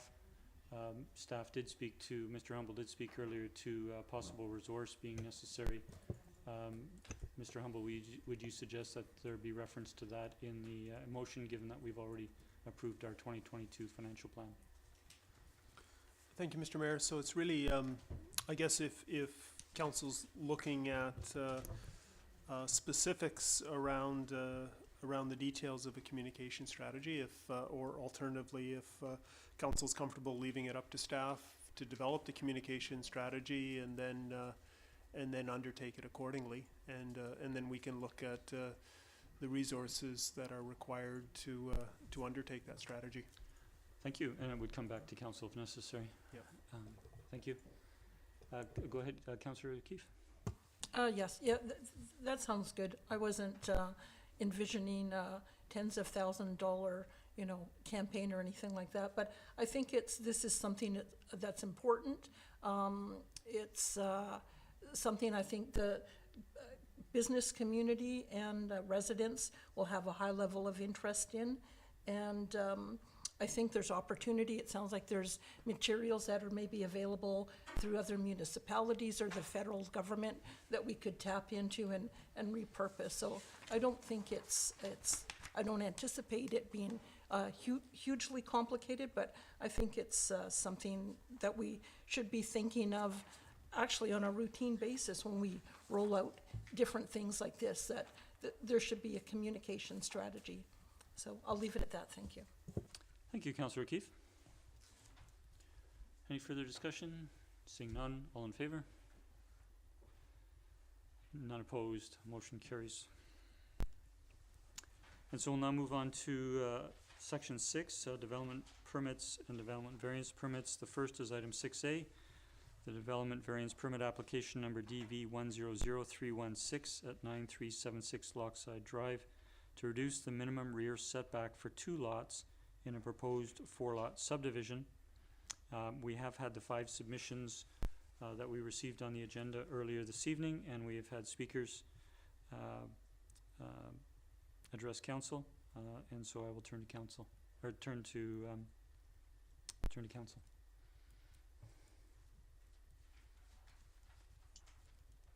Does council have any questions of staff? I'll first turn to Councillor Garnett. Thank you, Mayor. Through you to staff, and I know it's a question I asked when we had the initial presentation. The initial layout versus the proposed variance layout, if you could possibly say how many protected trees are being saved by the variance being granted as opposed to not being granted. Sure, through the mayor to Councillor Garnett. I can't give an exact number because the subdivision has not been approved. The civil plan for the subdivision has not been approved, and there's no building permits issued. So tree removal permits wouldn't be issued until building permits are issued. But going by the plans they've submitted so far,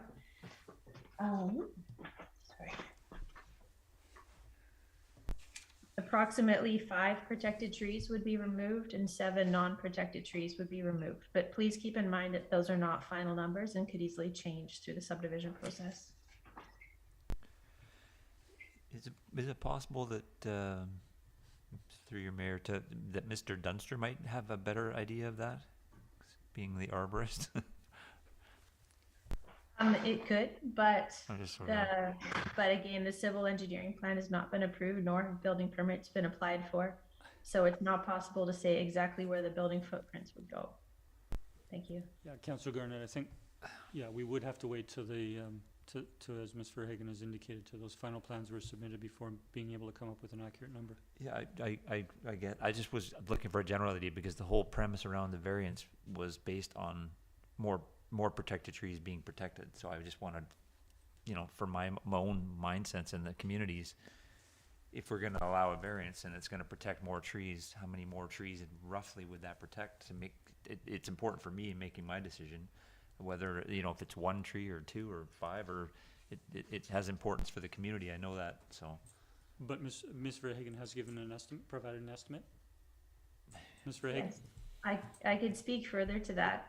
The requested variance is requested to allow the buildings being the footprint of the duplex on lot 1 and the footprint of a duplex 2-family dwelling on lot 4 to be shifted further to their respective rear lot lines. Without the variance, you could still build a house on each lot. The subdivision could still potentially be approved, and trees may have to be removed depending on the proposed siting. So the requested variances are to give more space away, to keep the buildings away from the protected trees on lot 1 and to keep them further away from the trees on lot 4. Okay, thank you, Mayor. Thank you for raising that, Councillor Garnett, and I'll ask a question further that with a question, and that is, at what stage would we know the precise numbers with the variance? When the subdivision is approved?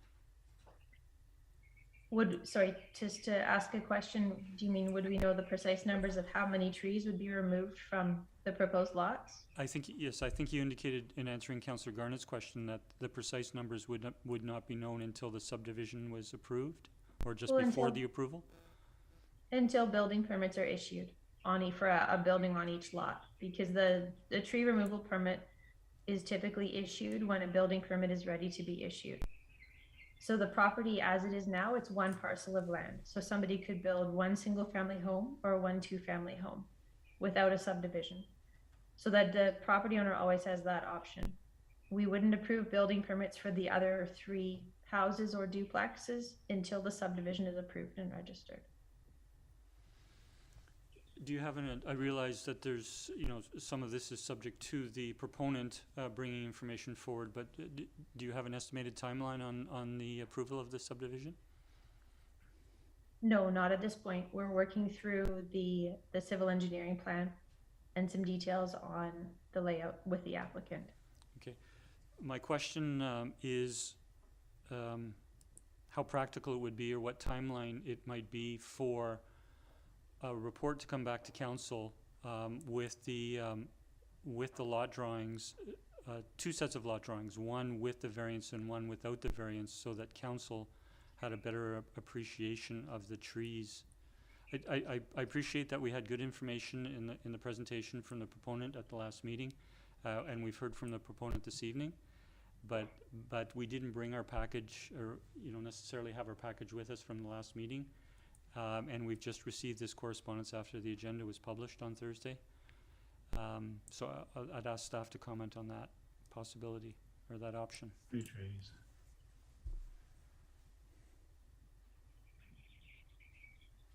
Sorry, did you ask a question of staff there? Sorry. My question is what timeline might be reasonable to bring forward bring back to council drawings of the under 2 scenarios. One is with the variance and the understanding to date of the trees that would be lost or protected, and one if the variance was not granted.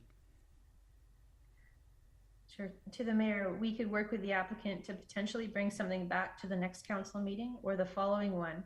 But it's important to keep in mind that until building permits are applied for with exact footprints of houses, we can't say which trees exactly would be removed or retained. Thank you. There was some discussion in the correspondence and in the speakers addressing council tonight with regards to 2 protected trees on, I'm sorry, forgive me with the lot number, and that the arborist report is that they're healthy, but that they actually have, the arborist is actually given an expected life, and we were told numbers in the correspondence and in addressing council of between 5 and 8 years. Can staff comment on that, please?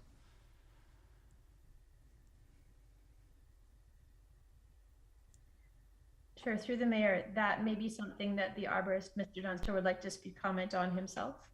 Okay, I would open it up to Mr. Dunster if you'd like to speak to that point. Thank you, Your Worship. Can everyone hear me still?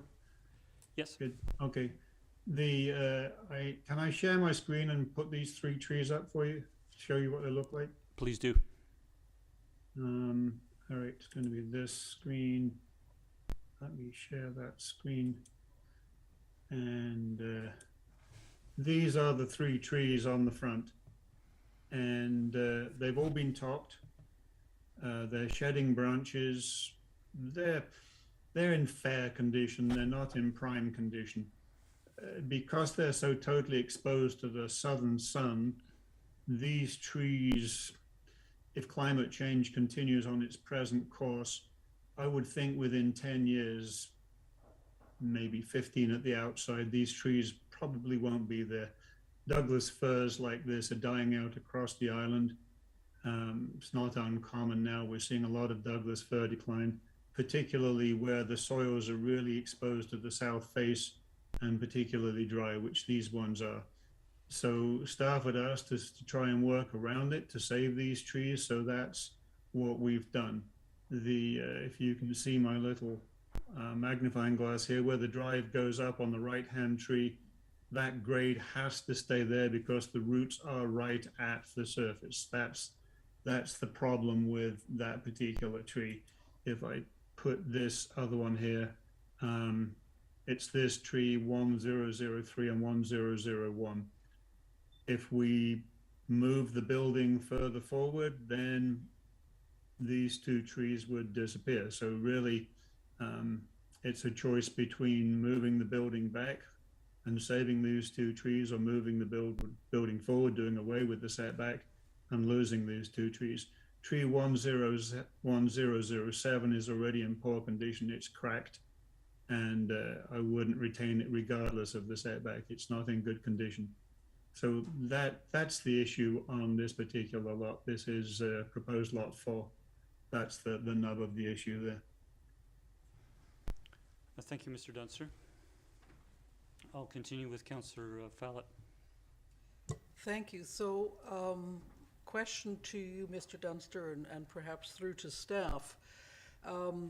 Given the site coverage that the subdivision is looking at, and hearing that the fir trees are already stressed just because of climate change, et cetera, is the reality of having non-permeable surfaces covering a far larger portion of that lot going to negatively impact and shorten the lifespan of the, is that a realistic assumption that there's going to be a negative impact to the longevity and the health of the trees? If I may respond to that, the issue for the trees at the front is less likely to be the surface and more the cuts required to create the access roads. Would be lowering the water table. So it's the existing access road. We could probably carefully lift up the asphalt and put a porous paving surface in at the new grade, and that would be fine. On the new access road on the left-hand side of this part will lower the water table. So I've designed that to try and keep the, if I show you this again, this part here, the road here, oh, sorry, it's this one, this lot number, proposed lot number 3. I've tried to keep this driveway as far away from tree 1002 as possible.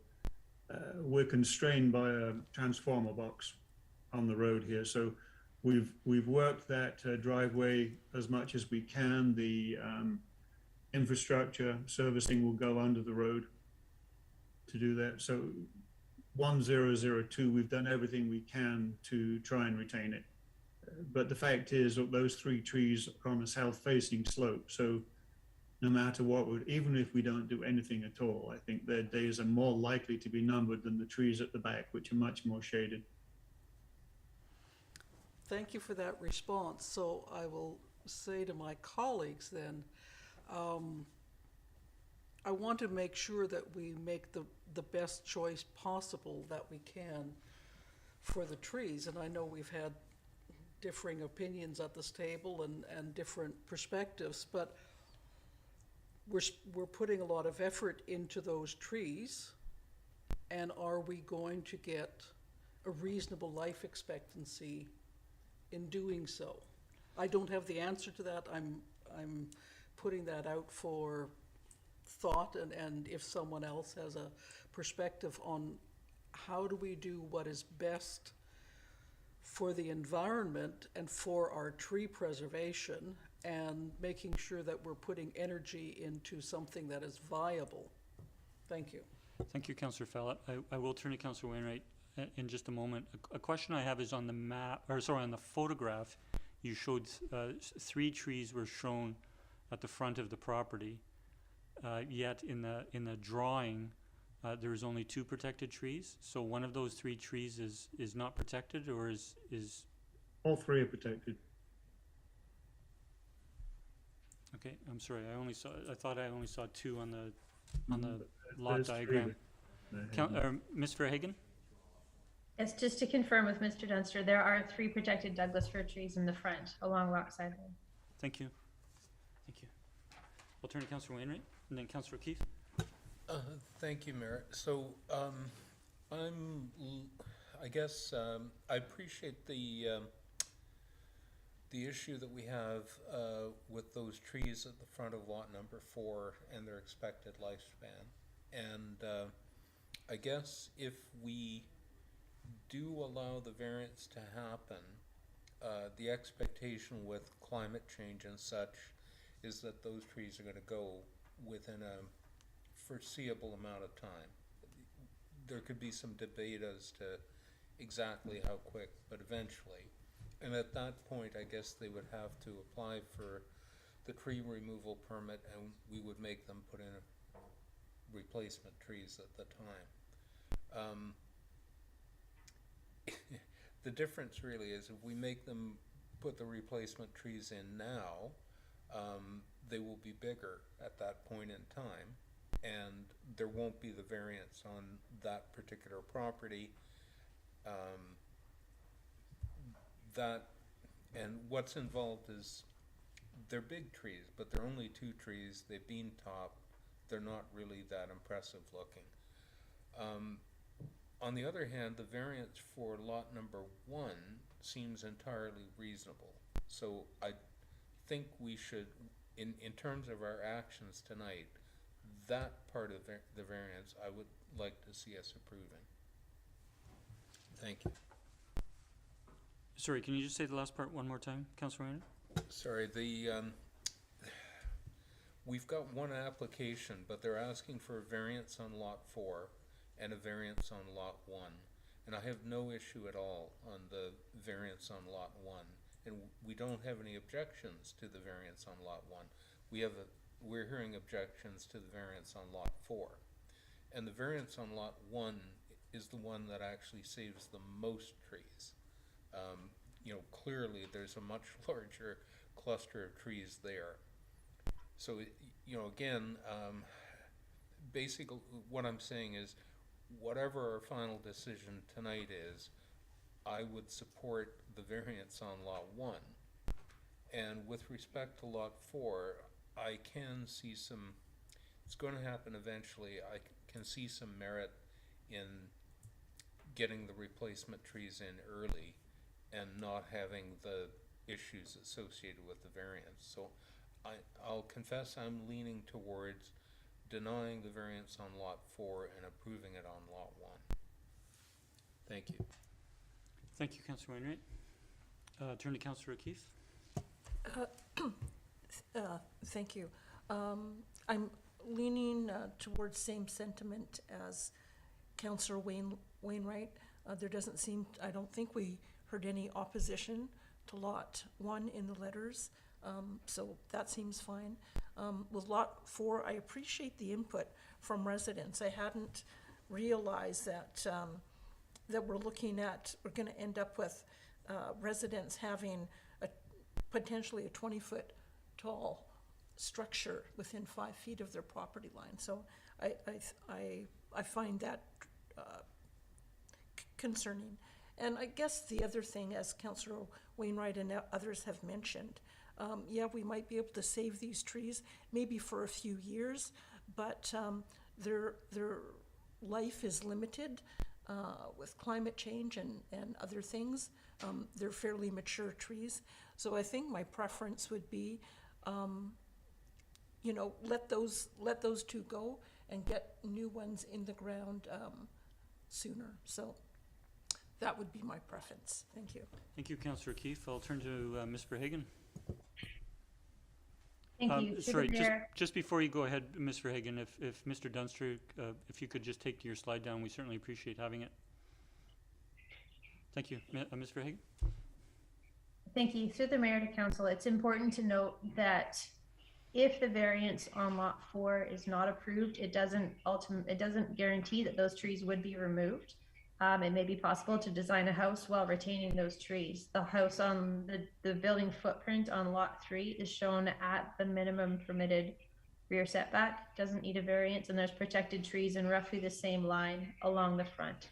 So denying the variance for lot 4 does not equal the removal of the trees on that property necessarily. It may, but it doesn't automatically happen. Thank you, we appreciate that. Councillor Garnett? Thank you, Mayor.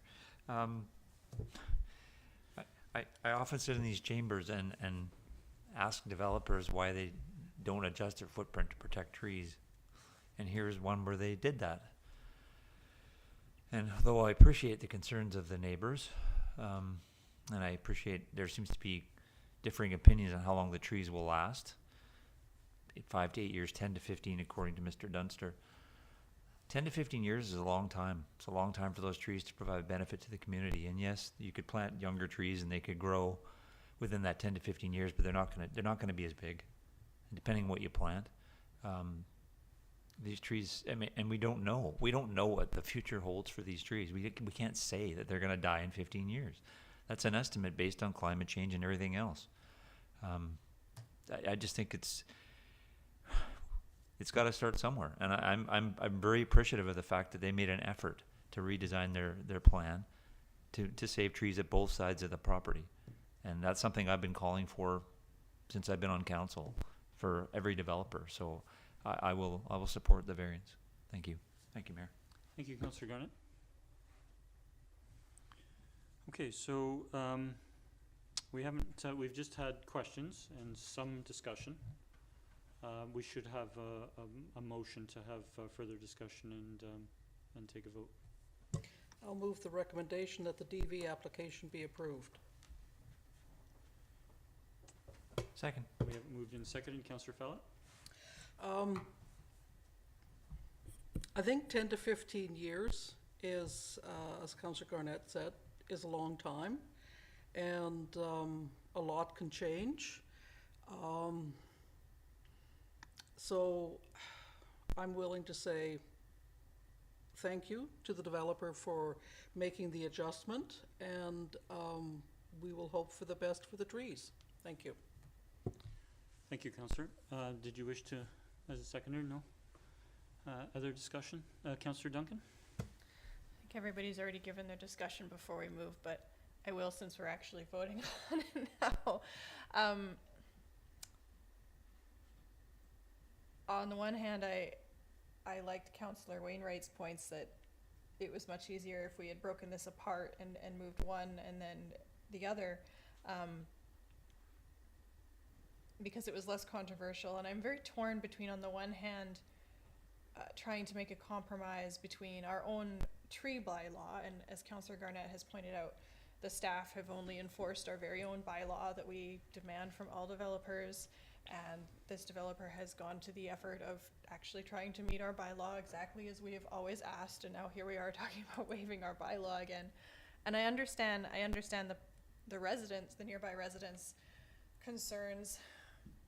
On the one hand, though, some of the assumptions about that the building footprint wouldn't move even if it was subdivided, I understand why people would make that assumption, but it would always have been a faulty one, because as soon as a house is going to be built on a lot, it could really be built anywhere within the area of the,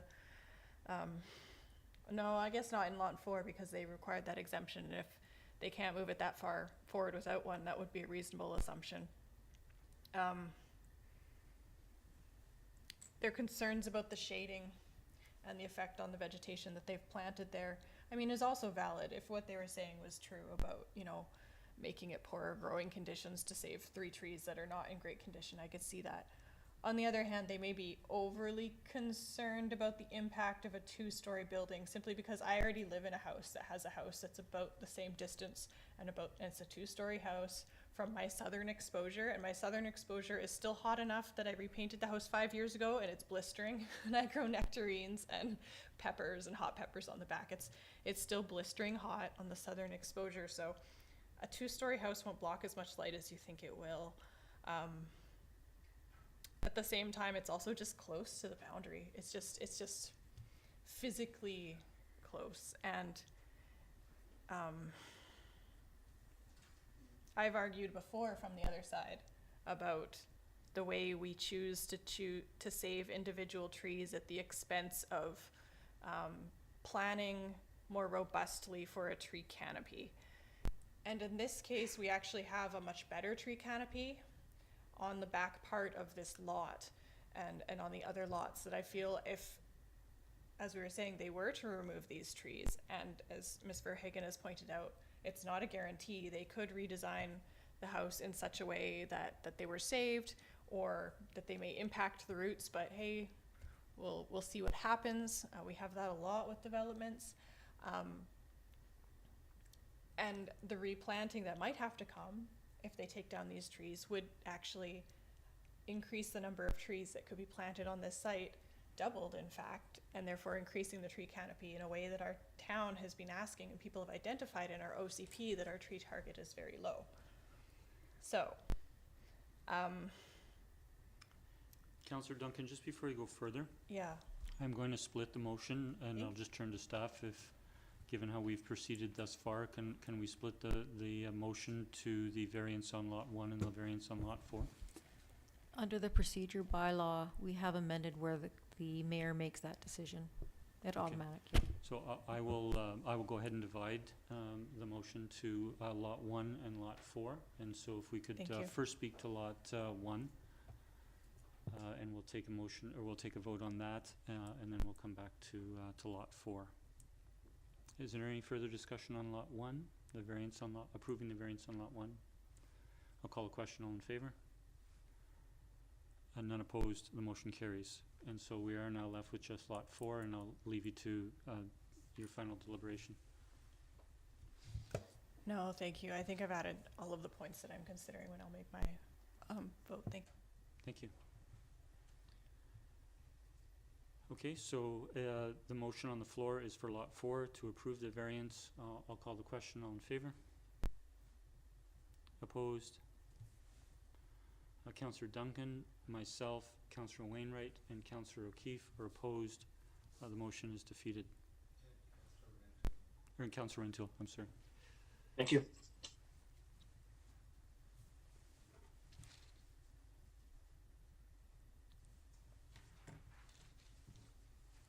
Okay, so that concludes item 6A. We'll move to item 6B, which is Development Variance Permit Application Number DV 100317 and Development Permit Application Number DP 100830 at 9775 First Street, which is a Sidney Waterfront Inn, to vary maximum exterior side setback and minimum number of stories in order to construct a bicycle storage room. We've discussed this at previous meetings, sent it out to notice. As of today, we have received no written submissions, and we do have a recommendation. I'll move the recommendation that the DV application be approved and that the DP application be approved subject to the conditions as per the Council Resolution number 2022.15.266. Second. Any discussion? Seeing none, all in favor? None opposed, the motion carries. And we'll move to, we have 2 sets of minutes to adopt. Those from our special council meeting of April 25th, and then we later had a regular council meeting on April 25th. I'll move both sets of minutes. Second. Moved and seconded. Any errors or omissions? Seeing none, all in favor? None opposed. That motion carries. We'll turn to Mayor's report, and under CRD board highlights, I won't comment. I think the highlights are explained well, and of course there are links to background and other information that was presented at the CRD agenda. I would certainly take any questions from council, but I would look for a motion to receive the CRD board highlights. Move receipt. Second. Discussion? All in favor? None opposed. The motion carries. I'll now turn to Councillor O'Keefe, who has provided a report on the Saanich Peninsula Accessibility Advisory Committee and does have recommendations. When we do get to recommendations, Councillor O'Keefe, I would ask they be moved separately, but I will allow you to introduce your report if you wish. Sure. Mainly two issues with the terms of reference, just increasing the number of citizen representatives and also making adjustments for First Nations representatives as outlined in the report. Would you like to move the first recommendation? Sure. So the first recommendation, that the terms of reference for the Saanich Peninsula Accessibility Advisory Committee be amended as follows. Delete 1 member from the Saanich Leadership Council, add up to 4 members from local First Nations communities, change 3 to 6 for the number of citizen representatives, and remove reference to Saanich Leadership Council in the document. Second. Any discussion? I want to thank Councillor Keefe and your colleagues from the other municipalities on bringing this forward and having reference to the provincial guidelines that are out. I'll call the question. All in favour? None opposed. The motion carries. Councillor Keefe. And the second recommendation, that an invitation be extended to the 4 local First Nations to join the committee. Second. Any discussion? Seeing none, all in favour? The motion carries. Thank you. And Councillor O'Keefe, I'll turn to you again under item 11A2, the Airport Noise Committee. And you provided a written report.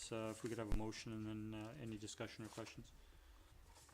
Yeah, so I'll just move the report be received for information. Second. Second, any discussion or questions? Did you wish to comment? We'll call the question. All in favour?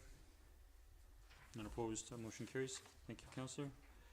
And then I'll turn to Councillor Rintoul with a verbal report from the Panorama Recreation, although we did receive something in our council package. Thank you. Yeah, thank you, Mayor. I shared with Council the Panorama Recreation Strategic Plan for 2022-2026, which was adopted late last month. This is the culmination of a long period of public consultation, as well as consultation with the stakeholders, key facility users in terms of service groups and athletic groups who use the panorama, and has really provided the Recreation Commission with a roadmap to move forward over the course of the next 5 years to address priorities for recreation through panorama. I'll maybe point out in a couple of key areas that I found of interest. On page 11, you'll note that arena spaces will look to be enhanced, really with an aim to address things like equity and functionality of those spaces. So not so much obviously the ice sheets themselves, but the support for the users of the arena, enabling growth, for example, of female hockey with additional dressing rooms and changing areas, as well as facilities ultimately to help with diverse use of users for the arenas. Page 13 chats about pickleball. The resolution from Sidney Council asked myself and Mayor McNeil-Smith to bring forward a conversation around pickleball at the PRC level. And you'll note in there that the Recreation Commission commits to further study with respect to pickleball on the peninsula, and some potential there to work with stakeholders to better understand their needs as well. It's an interesting time because you've certainly seen some changing dynamics with pickleball, even late in the process of the strategic plan. And so the multi-sport court, which has opened at Panorama very recently, with the financial support of Canadian Tire Jumpstart. That facility itself, as a multi-court, which will have its grand opening on May the 17th, has the capacity for a pickleball court and can be used for pickleball. In addition, we've seen that Central Saanich received a grant for a multi-sport use facility, and the design has not been completed, but one of the likely uses of a multi-use facility of that nature could well be pickleball as well. And so I expect that the pickleball associations would be engaged on that project undertaking. So it's very much evolving in terms of that element identified on page 13. I'm going to leave my comments there on the strategic plan, and would certainly welcome Mayor McNeil-Smith to comment further if I missed anything, and welcome any questions. No, thank you for providing that update. It was certainly a good and important process to come up with that 5-year strategic plan, and I think it was much more comprehensive than the previous strategic plan. for Panorama, and was pleased to participate with Councillor Rintoul and our citizen representative on the commission during that process. I'll turn to colleagues. Seeing none, if we get a motion to receive for information. So moved. Second. All in favor? Motion carries. Thank you again, Councillor Rintoul. And we'll go to committee reports now, and the first under 12A, I'll turn to Councillor Rintoul with regards to the Advisory Planning Commission meeting of April 19th. I'll move receipt of minutes. Second. Moved and seconded. Any discussion, Councillor Rintoul? Please. Thank you. Just again to thank the Advisory Planning Commission for their thoughtful input and the dialogue that took place at this meeting, which was clearly focused obviously on the referral from council, and staff participants I think were extremely engaged as well. Certainly Kira Gilmeher was in attendance, and I think offered some really good insight to members of the APC in terms of next steps in consultation as we work towards the draft plan. And the feedback from the commission was very positive and I think encouraging. So I'll leave my comments there with thanks to the APC. Thank you, Councillor Rintoul. Seeing no further discussion, I'll call a question. All in favor? None opposed. The motion carries. And we'll now turn to staff reports, and the first is 13A, a report from staff regarding the Harbour Landing Boulevard maintenance. I will note, well actually I'll turn to Ms. Clary first, and then we can note, if we wish, the correspondence that was received today on today's agenda. Ms. Clary.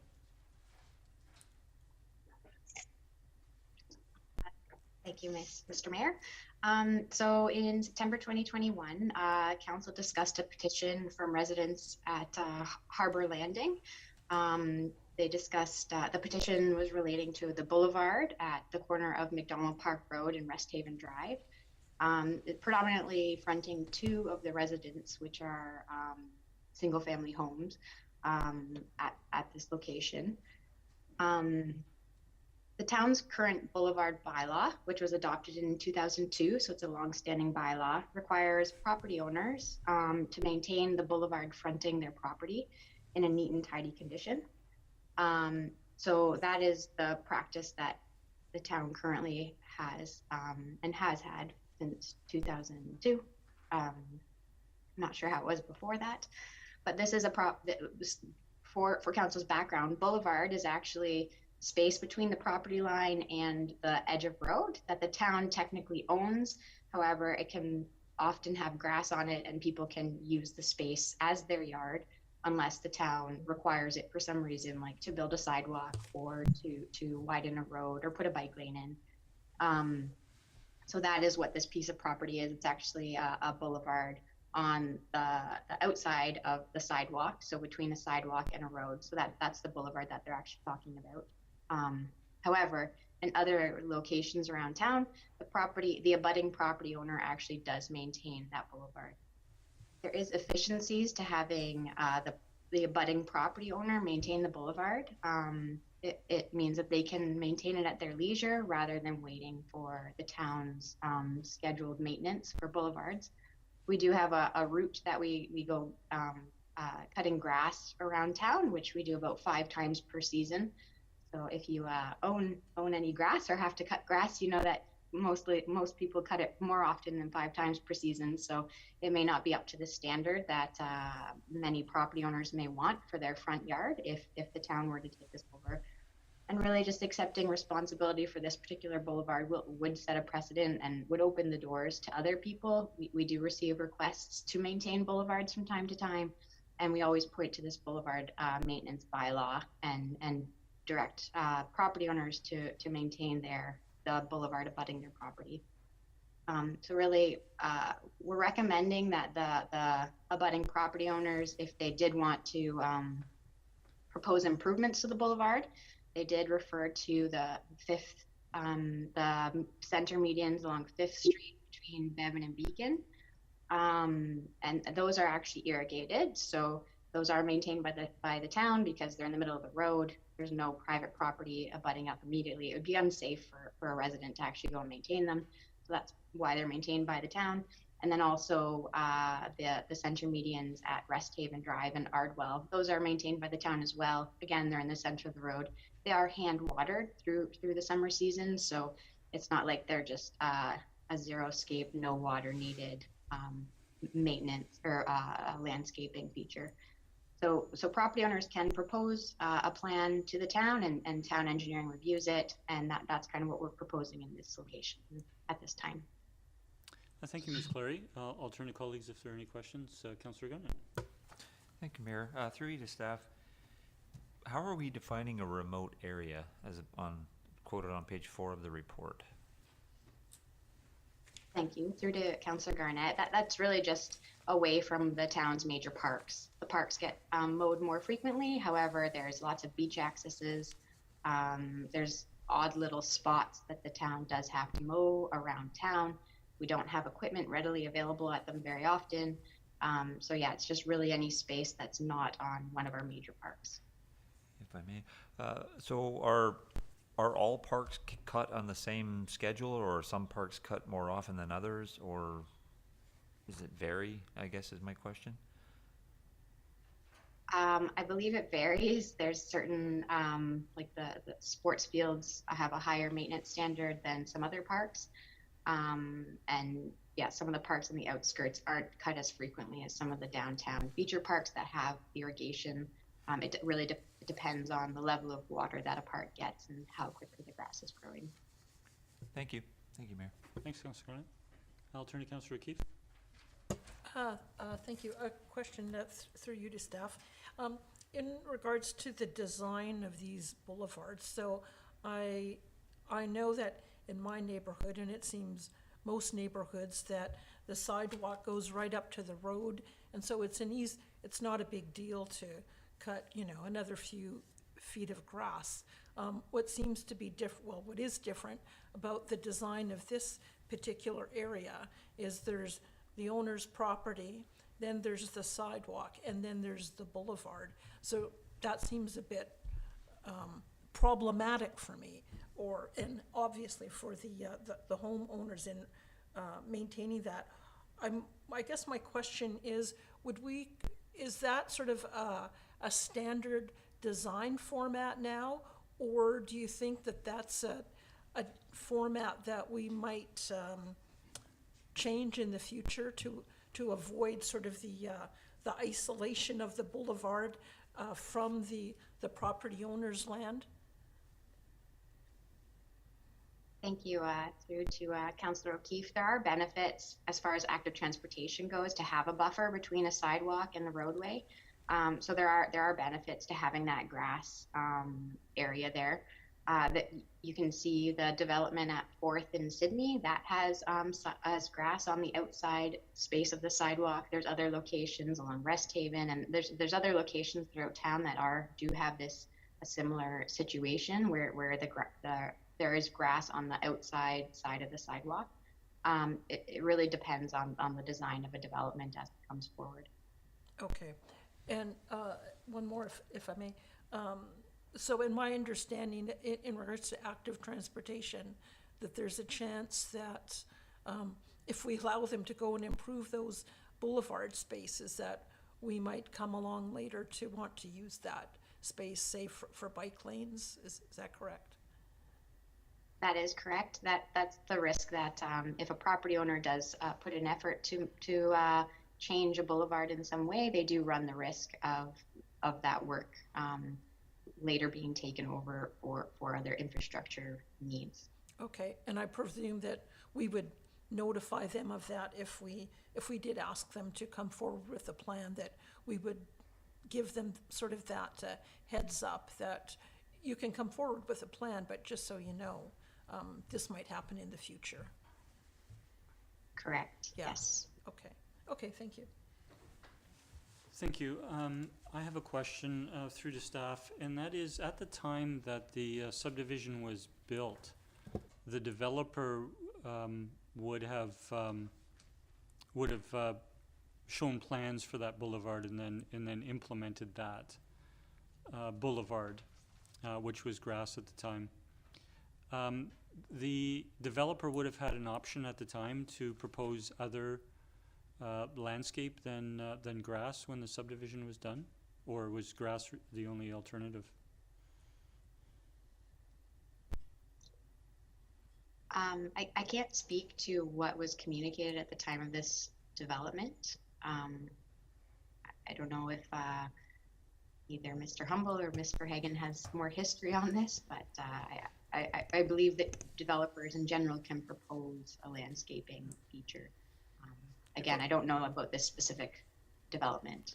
Yeah, it would have been something, I can speak to it, Mr. Mayor. So it would have been something that would have been proposed likely through the developer civil engineer to our engineering department. They would have reviewed it and considered it and approved it or suggested changes or modifications, etc. But in terms of the specifics associated with this, I don't know if this was the only option that was proposed or not. I can't recall. Okay, I guess I was just clarifying and speaking out loud that the developer would have been responsible for the subdivision, would have been responsible for the original boulevard. Thank you. I'll leave my question there. Councillor Keefe? Yes. Just questions? Yeah. Yes, thank you. Related to that, in terms of the developer's landscaping plan, I believe we had some discussion about this in the past. Are we starting to look at requiring developers to provide perhaps more drought-resistant plants or vegetation, or maybe even a river rock or something in these kind of isolated sort of boulevards to sort of mitigate this sort of thing happening in the future? Through to Councillor O'Keefe, for the off-site, I don't know what the requirements are for on-site landscaping. For off-site landscaping, they make a proposal and staff review it for safety and sightline issues. River rock is actually a tripping hazard, so that would be something that would not be a permitted material on the town's boulevard. But we would review a proposal if it was put forward, or a plan if it was put forward, and work with that as it comes. So, just a follow, so we don't make it a requirement for them to have drought-resistant vegetation?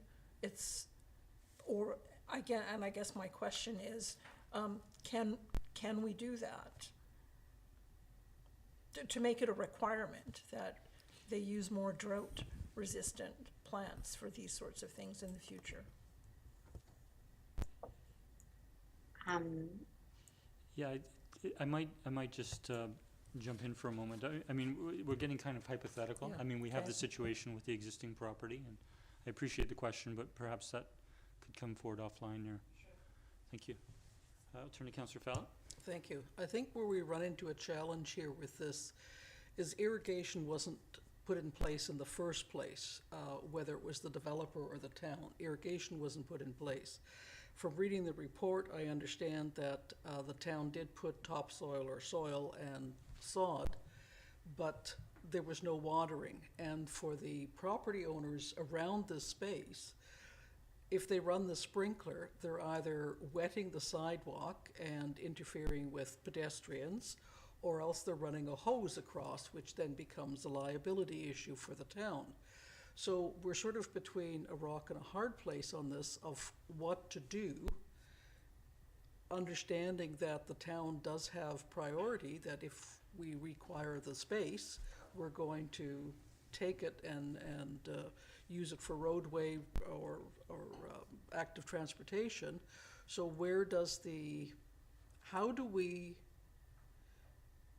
make the best out of that situation for the neighborhood and the look of the town, recognizing that maybe in 5 years, maybe in 10 years, maybe in 2 years, it all can get changed. I think that's the situation we're at right now.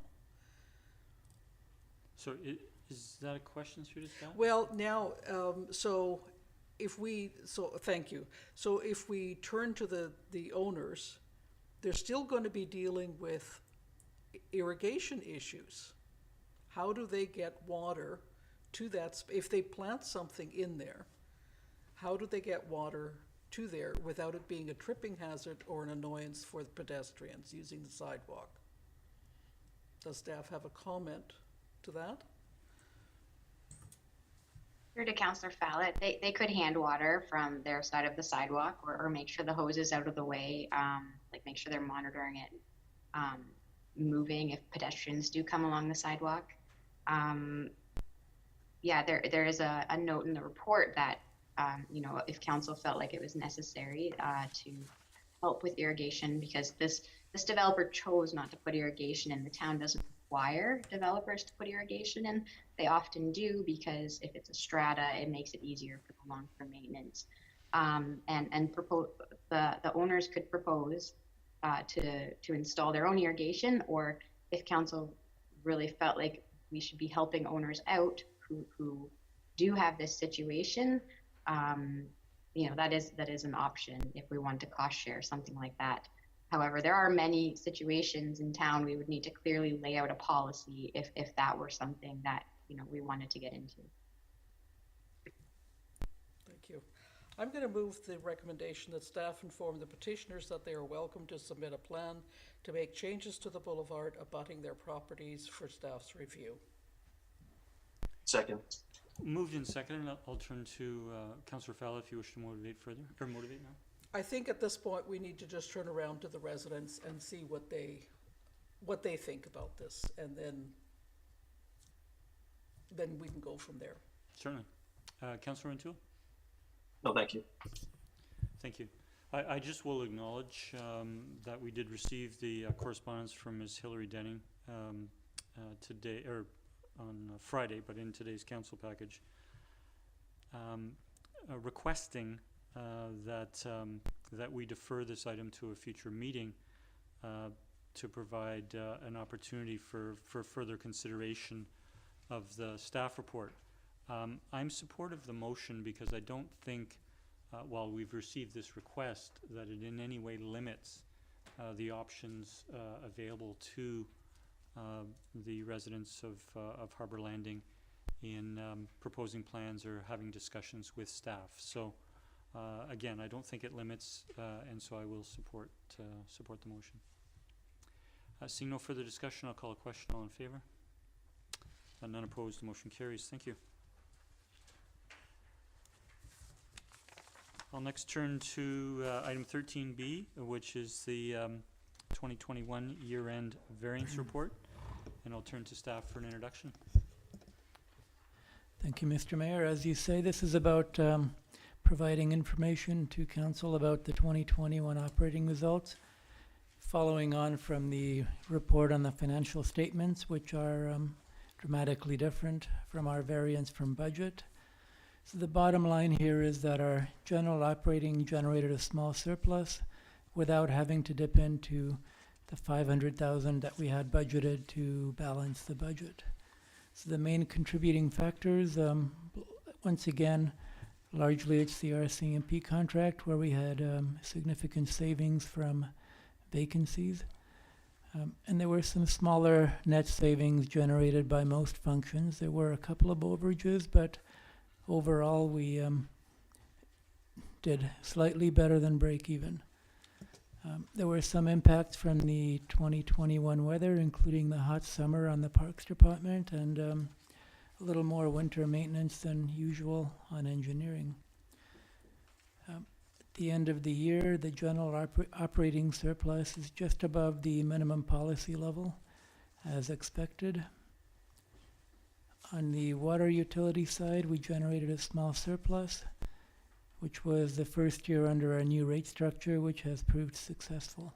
So the surplus was partially generated because of the slightly longer fourth quarter billing period, which also impacted the sewer utility, which incurred a deficit, but a smaller one than expected. Water and sewer surpluses are also within policy limits. On the capital side, the projects have been reorganized for year-end reporting. I felt that grouping projects into like categories was easier than describing all the capital projects with the same repetitive message of carried forward for next year or completed. So hopefully council finds this format useful for year-end purposes. When we get back to the 6 and 9 month reports, there'll be the usual number of notes on the capital program.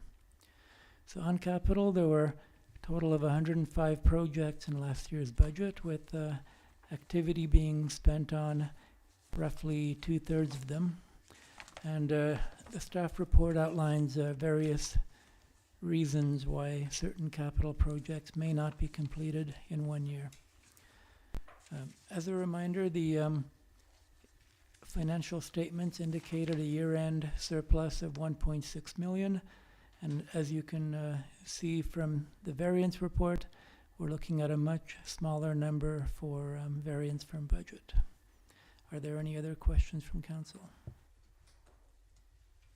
Thank you, Mr. Hissick. I'll turn to Councillor Garnett. Thank you, Mayor. Thank you, Mr. Hissick, for your report. Just a couple of questions, if I may.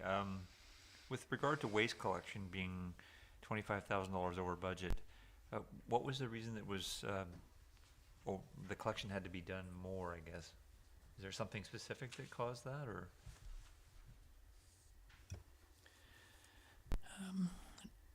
Nothing specific. It was slightly unanticipated volume given that we had fewer events than normal. We can't point to anything specific unless Mr. Robinson or Ms. Clary have a better idea.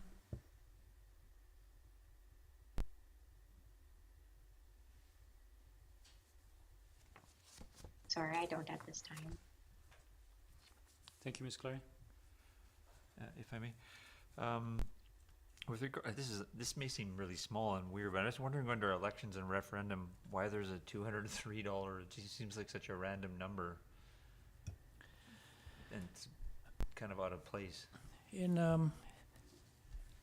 the off years between elections, we simply budget for $6,000 that we set aside equally across the 4 years, so that when election year comes, we have enough funding in place. So every year there is usually a small expense, like for supplies for the upcoming year, or perhaps maintenance on the equipment. So if there is a small expenditure like that, we'll be over. And one last question, if I may. Certainly. With regards to, maybe this is a question Ms. Clary can speak to more, but the Ray Creek, the 25,000 plus over, is there something specific as to what that cost is associated with? That variance was largely explained at the third quarter mark. Let's see if I can look back to that. I'm sure Ms. Clary can answer more quickly than I can. Ms. Clary. Hello. There were certain things that came up right at the end of the project after it was closed out. Like there was a boom installed in front of the fishway, and we hadn't carried over the funding for it. But there were some minor things. There were additional rocks placed on to make the slope a little more safe on the front of the dam. So that's what that was. And sorry, just popped into my mind. So this won't incorporate any potential fencing that's going in, and the only reason I asked that is because I happened to run into Mr. Halliday, who was looking at potential fencing options along there. So I'm wondering how that might factor into it. Thank you. Through to Councillor Garnett. That's a separate budget item for this year. It was part of the risk management walk that was done last year, and that was to install some additional fencing just to minimize the town's risk around the pond and around the dam. Great. Thanks for the explanation. Thank you, Mayor. Thanks, Councillor Garnett. Councillor O'Keefe. Thank you. 3 questions, I think, through you to staff. So the first one is about the number 9, about 50,000 of unused OCP review funding carried forward. I'm just trying to remember, are we still planning to spend that in 2022, that full amount? It's my understanding we'll be very, very tight to the budget, yes. And, you know, any additional work that might be required of the consultants, Okay. well, at this point, we're not expecting to ask anymore, but we'll see how long the process. Yeah, okay, good. And I also had a comment on the waste management, just a comment, I guess, that it seemed last year that the garbage collection was higher than anticipated again in the downtown area, but that was because we had more events. We didn't have more events, so next time this comes up, I'd be looking for a bit more clarity from the Parks Department as to why there's such variation there. It seems like we should have been under. So that's just a comment for next time. And then just two other questions, just on the downtown waterfront washrooms. So first, the waterfront washrooms, we know that was kind of delayed because there was a new design. I'm just wondering has the lease now been signed off? And what is the estimated time for completion on that? I can speak to the lease, Mr. Mayor. So the lease is almost signed off. It's with their lawyer, and I spoke with City Waterfront Partnership actually today about the timing of that, and they've indicated that it should happen this week. Yeah, in terms of the actual lease. Okay. And sorry, your second question Was in terms of our ETA, in terms of targeted completion for that? for the washroom facility? Yeah. I might turn that or defer that to Miss Clary, but I know she's just finalizing the actual design of the washroom that includes the changing places. So, Ms. Clary. Yes, thank you. So we are finalizing design, and we're going to go out for revised quotes because the last quotes were a year and a half ago approximately. And after that, we'll get a much better timeline of if any materials are specifically delayed. However, at this time, we're still targeting early 2023. Okay, good. And then also, if I may, one more just related to the washrooms again, just on the 4th Street washrooms. If we had a estimated time on when we might see those finished up.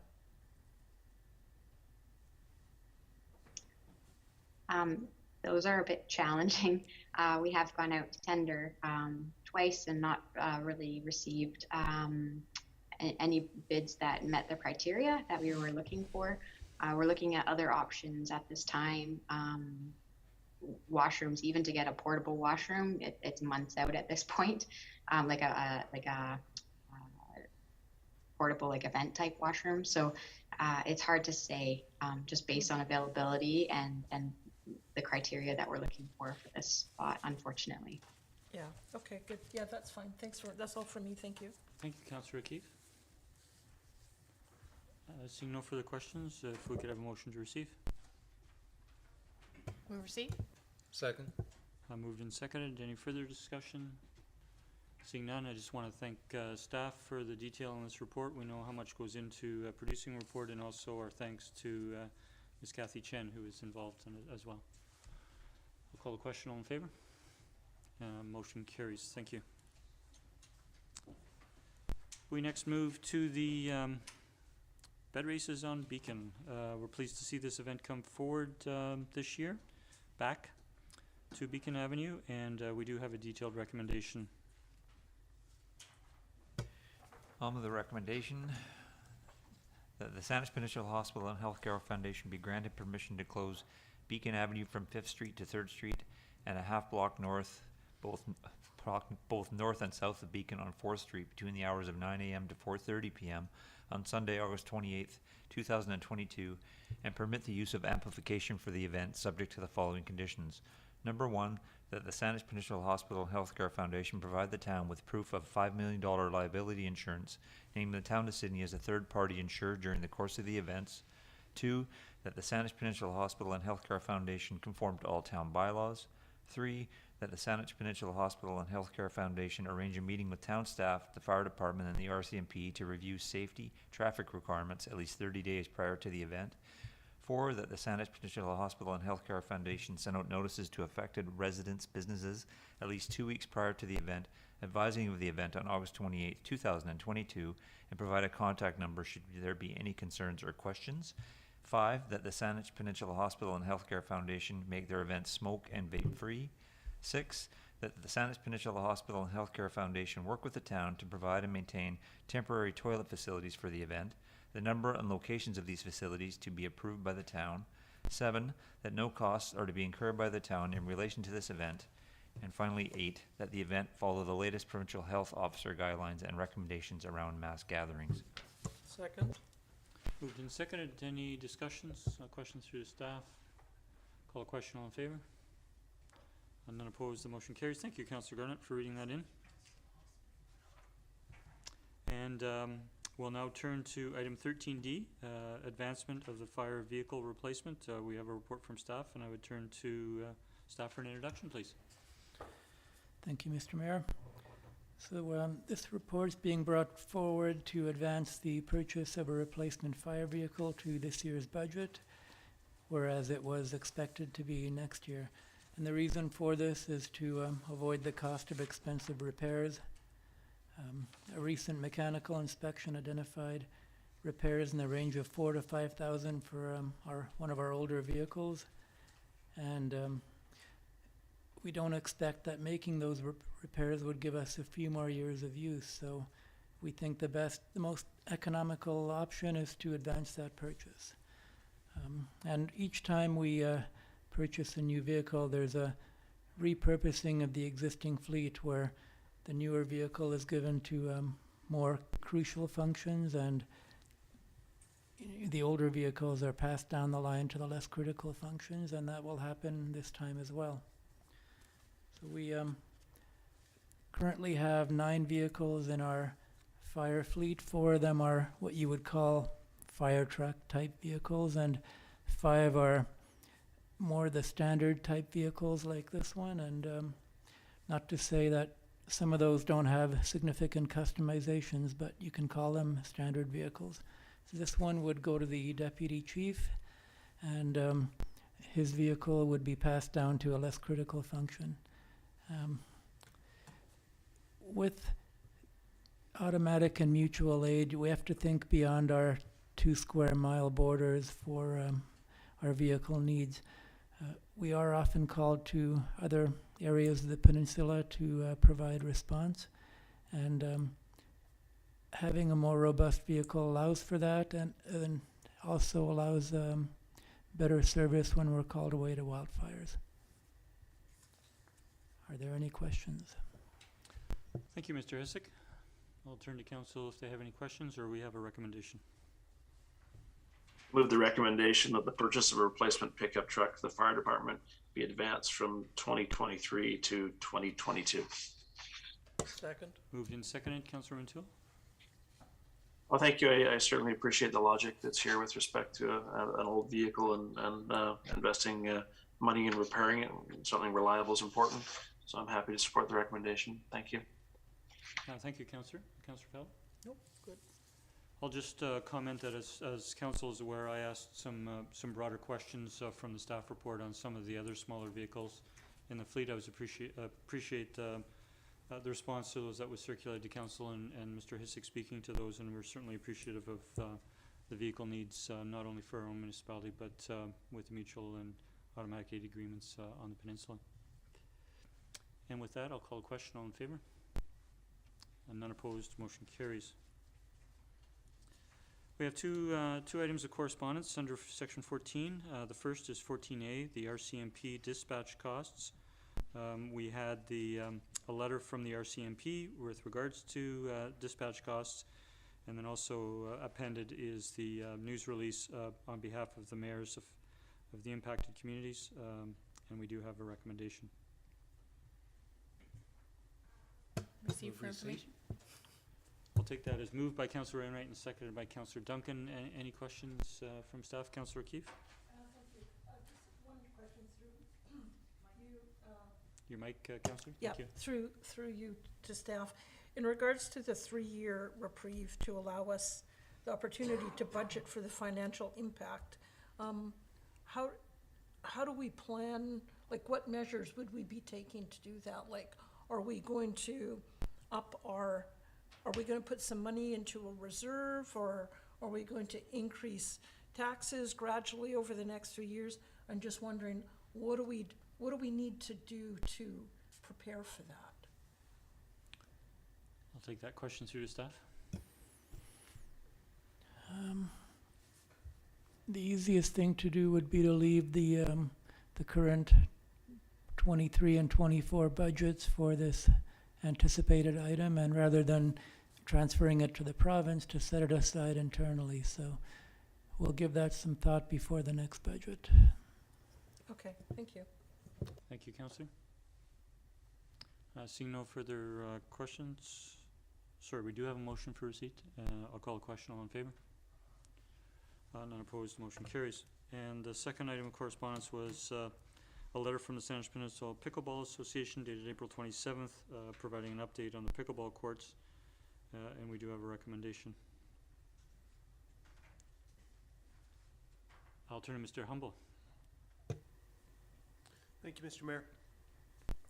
So the letter from the Pickleball Association, as council will see, references the discussion and motions, resolutions from the November 22nd council meeting, and there were two associated with that. And the one Councillor Rintoul spoke earlier about this evening with respect to the strategic planning process associated with the Peninsula Rec Commission, and the references to pickleball as part of that strategic plan. So that item is that portion of the resolution was addressed. The second aspect was the staff approaching the Victoria Airport Authority and the District of North Saanich with respect to the feasibility of pickleball facilities at Rotary Park. So staff have done that. We had discussions both with North Saanich as well as the VAA. In particular, the discussions with the Victoria Airport Authority, one was through email correspondence, and then there was a follow-up verbal discussion with VA senior staff. They've made it very clear that they're not interested in exploring the potential for pickleball courts either outside of the lease area that we have for Rotary Park or within it. Again, they've confirmed that through written correspondence as well as a verbal discussion that we've had with them. They certainly appreciate the town approaching them and desiring this, but they made it clear that they're more interested in providing levels of community support that are of a broader interest to the two municipalities, is their perspective. So it's just simply not in their short or long-term plans. Thank you, Mr. Hummel. I'll turn to Councillor Garnett. Thank you, Mayor, and I'll just pass along that at the, not a council report, but just because we're talking about this discussion, at the most recent Memorial Park Society board meeting, the Pickleball Association has reached out to the MPS about possibly having courts somewhere around where the soccer pitch is in the clubhouse. Not sure where it's going to go. The MPS will be investigating the potentiality of it, and they're looking into it. Just but everybody be aware of that. That's also on the table. Thank you, Mayor. Thank you. Appreciate the update, Councillor Garnett. Councillor Keith. Thank you, Mayor. A question to staff through you. I'm just wondering, is the recommendation provide the detail that you require? I mean, in looking at, hearing what you said and hearing what we heard from the Vancouver or Victoria Airport Authority about the strategy that Panorama Rec Center is moving on. I mean, it seems like our inclination would be to a response that would say, you know, we wouldn't be moving further with options for pickleball until the Panorama has done their investigations. Is that kind of what we're looking at, or do you need any clarity for that, or? Through the mayor to Councillor O'Keefe, yeah, that is sort of the direction that I think staff are leaning in terms of a general response. We would certainly make it clear with respect to what the BA's position is on this, and that really at this point that aspect at Rotary Park isn't an option. We would certainly want to reference the Rec Commission strategic plan and you know, sort of, I guess, summarize that, but also indicate that you know, that really they're going to take a wait and see approach on needs, and you know, we might be so bold as to highlight that you know, there are there is a flex pickleball space now at as noted by Councillor Rintoul at Panorama, and indicate that as well. But we'll work with our manager of communications on that correspondence and craft something that's appropriate. Sure. Thank you, Councillor. If we could have a motion. I'll move the recommendation. Your mic. Thank you. That staff reply to the Pickleball Association. Second. Further discussion? Seeing none, all in favor? None opposed, the motion carries. Thank you. We then have 9 items of correspondence for information. Move receipt. Second. All in favor? None opposed, the motion carries. We have no notices of motion. We do have a motion to go on camera this evening. I'll move the recommendation that it is in the opinion of council that the public interest requires that persons other than members of the council and officers be excluded from the meeting to consider confidential matters respecting personal information about an identifiable individual being considered for an appointment pursuant to section 90.1A of the community charter, and that council continue the meeting in closed session. Second. Moved and seconded, all in favor? None opposed, the motion carries. And if we could have a motion to adjourn. So move. Second. All in favor? Motion carries. Thank you, everyone.